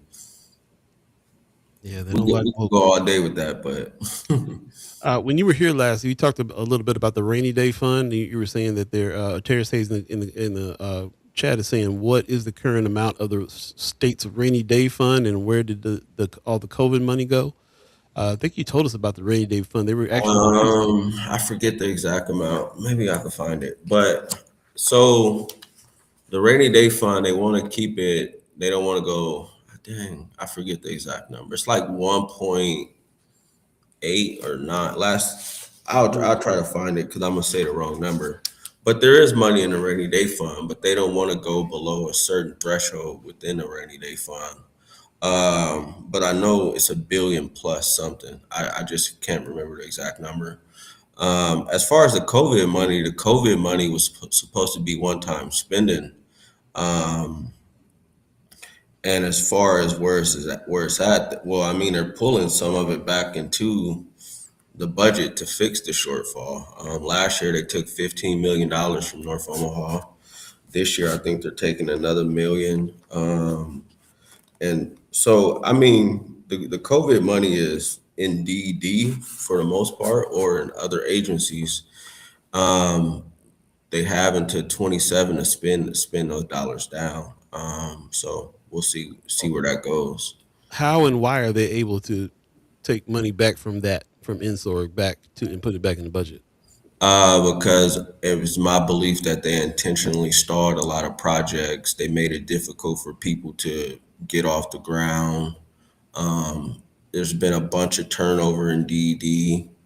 Um, it's a bunch of factors. I feel like a lot of it was intentional, but I also think a lot of it we tried to tell people in the beginning, make sure you got all your T's crossed and your I's dotted, and make sure you're running things smoothly, because any chance they get to slow you down, they're going to do that. And that's what's been happening, just if I'm being honest. So a lot of projects have been slowed down due to turnover in DD, reporting things where like you'll have one program manager to tell you to submit all this document. That person leaves or get fired. I don't know what happened. And then somebody else come in and say everything that person told you to submit was wrong. So you got to go back and resubmit a bunch of other like so. Sounds familiar, Yeah, Stop bringing my nightmares back up, homie. man. But you're telling me some of that might be intentional. Is what you're saying? I feel like it is, because this is why. When we were going through that process, we had put about $15 million into Insorg and programs for outside entity to manage the program, because we knew DD would have issues and they didn't have the proper staffing and things in place to run the program. They wouldn't allow us to use those dollars. Their words was, we're going to do it internal, and we couldn't get it. Like we was the last minute, like, no, we need to set this money aside so this could be ran properly.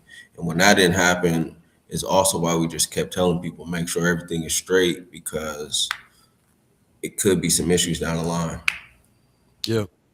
And I will say there was a lot of folks, we did a lot of speaking and interviewing with people that got some of that loot, and there was folks that was not ready. There is that side of it as well. There's some folks that got the money and acted wrong with it. There's that side of it as well. So, it did not help that the entity that was doling that money out was being so evasive and everything that went down. There's a lot of folks that was very, very, very diligent with this, and it was not worth it in the end. Took up more of my hours than we got money. You know what I'm saying? It's very interesting that the same people who are against DEI and talking down on DEI seem so incompetent at their jobs. It's just very interesting that they going around talking about who's not qualified and who don't deserve to be in a position, and they can't even make money. Like, you can't even do your job right. Yeah, I mean, my thing is, like, last week they tried to get up and say and blame us, the people who are against what they're trying to do, for the problems. And I'm like, y'all telling us to compromise, collaborate, and all this stuff. But just the week before, when I put up an amendment to clarify language before y'all start suspending 5-year-olds, y'all just automatically shut that amendment down. So don't tell me to come compromise. Don't tell me I need to collaborate, because when y'all had the opportunity to collaborate with me, y'all didn't. So I'm not beholden to any type of collaboration. Then they was mad about the cigarette thing. I was like, well, maybe I might have been possibly open to that if y'all wouldn't have decided to suspend 5-year-olds without guardrails. So I mean, don't ask me to be. It's they just hypocrites, bro. I like. Yeah. On that note, man, in the last couple of minutes, I am curious about the bills that you are pushing for, the fights that you are fighting, and how we can support you. I think we spent enough time on the incompetency that we're all seeing. So my priority bill was LB 962. It's a juvenile reentry bill to help youth that end up in DCYC, a rehabilitation, a treatment center, a group home, or anything like that, is able to transition out better, better supports and plans for when they do return home, helping them get jobs and all those type of things. I'm working with our state probation to kind of clean up the language of the bill. I'm hopeful that could pass, but we'll see.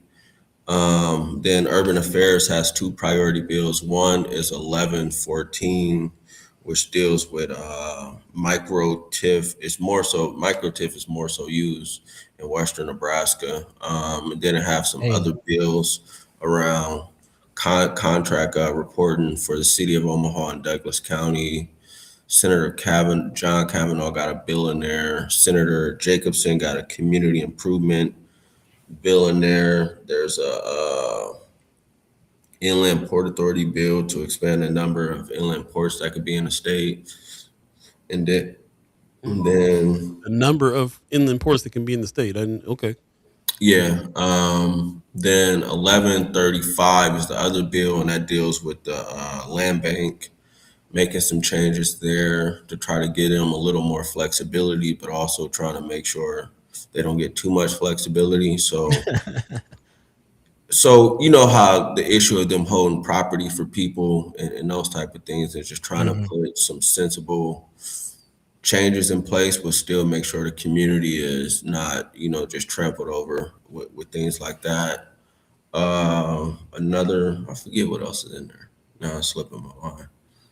But though, oh, and then the bill in 1114 around giving the city of Omaha power to regulate the housing authorities. I put that back in there, so mm, we'll see how yeah, that goes. need some control guards and Yeah. things You for said sure. that For was sure. LB 1114, Yep. and that's the same one that got the micro TIF situation in it too. Yeah. Okay. Man, Marco So TIF is definitely something huge. That's something Senator Wayne has actually spoken about getting TIF projects in North Omaha. He says the big issue is there's not enough room for the multi-million-dollar projects that usually qualify for Mhm. TIF. You need something for smaller projects that can go in North Omaha. So we talked a little bit about that a little earlier in the show about TIF and what TIF has done and how it was being used and how they're now trying to push a little bit for us to be using TIF in the areas that you really need TIF in the actual blighted areas, but now they're also talking about we're hearing rumblings of them calling out the abuse of TIF. Do you think that's correlated with the fact that we're looking at trying to use more micro TIF money in our neighborhoods? That all of a sudden now it's a no, that's a loaded question, but all of a sudden now it feels a little bit like, oh, now you want to act like there's some misuse of TIF. Um, there might be a correlation. It could be in some cases. I think microTIF really hasn't been used in Omaha because you the projects Mhm. just don't make a bunch of sense in Omaha just based Hmm. on project size. I think it's easier to be used in Western Nebraska because their projects are a lot smaller. So Hmm. that's kind of the problem in Omaha. I don't think the city has ever approved a micro tip project that I Hmm. Mhm. that I could think of. It's mainly just TIF. The issue with TIF is, and I tell the people who come to urban affairs all the time, it's like y'all speak a TIF and y'all speak in these foreign languages when y'all talk about it. So people don't fully understand what it is and what it could be used for. And there's some pros and cons with it that I think the city and a lot of people have done a disservice of not actually explaining. It's kind of talking over people's heads and saying you overreacting for reacting to what they're seeing, Mhm.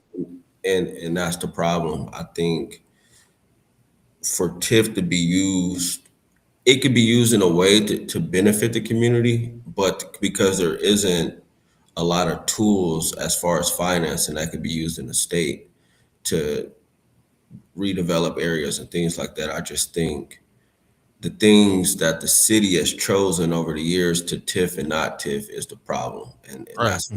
that's what's created the issue. If it was actually being used, have been used, and will be used for things that need to actually be redeveloped, I think people would feel better about it. It's like how could we use TIF so much and North Omaha look the way it looks? Right.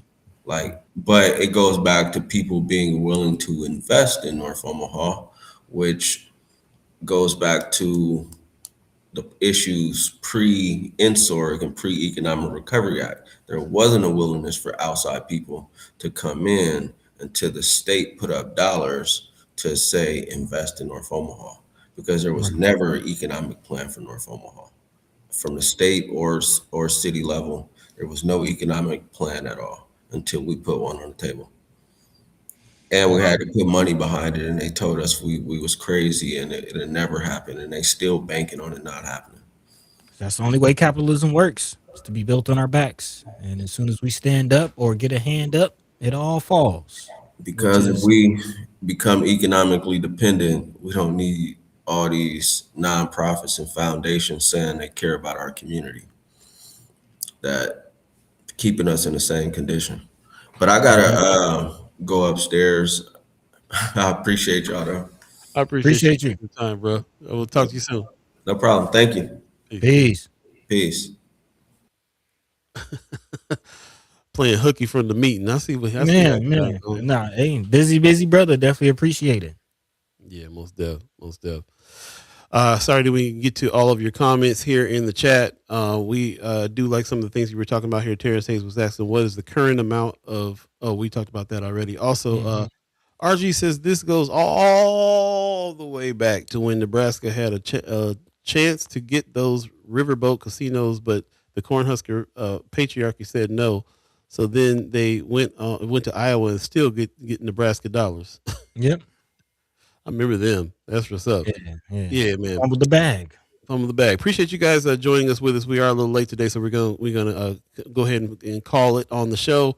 Thank you for joining us. So we really appreciate you guys coming in and adjusting to these different hours that we had today, 8 to 10. Yeah. Usually we're 7 to 9, Monday, Wednesday, Friday.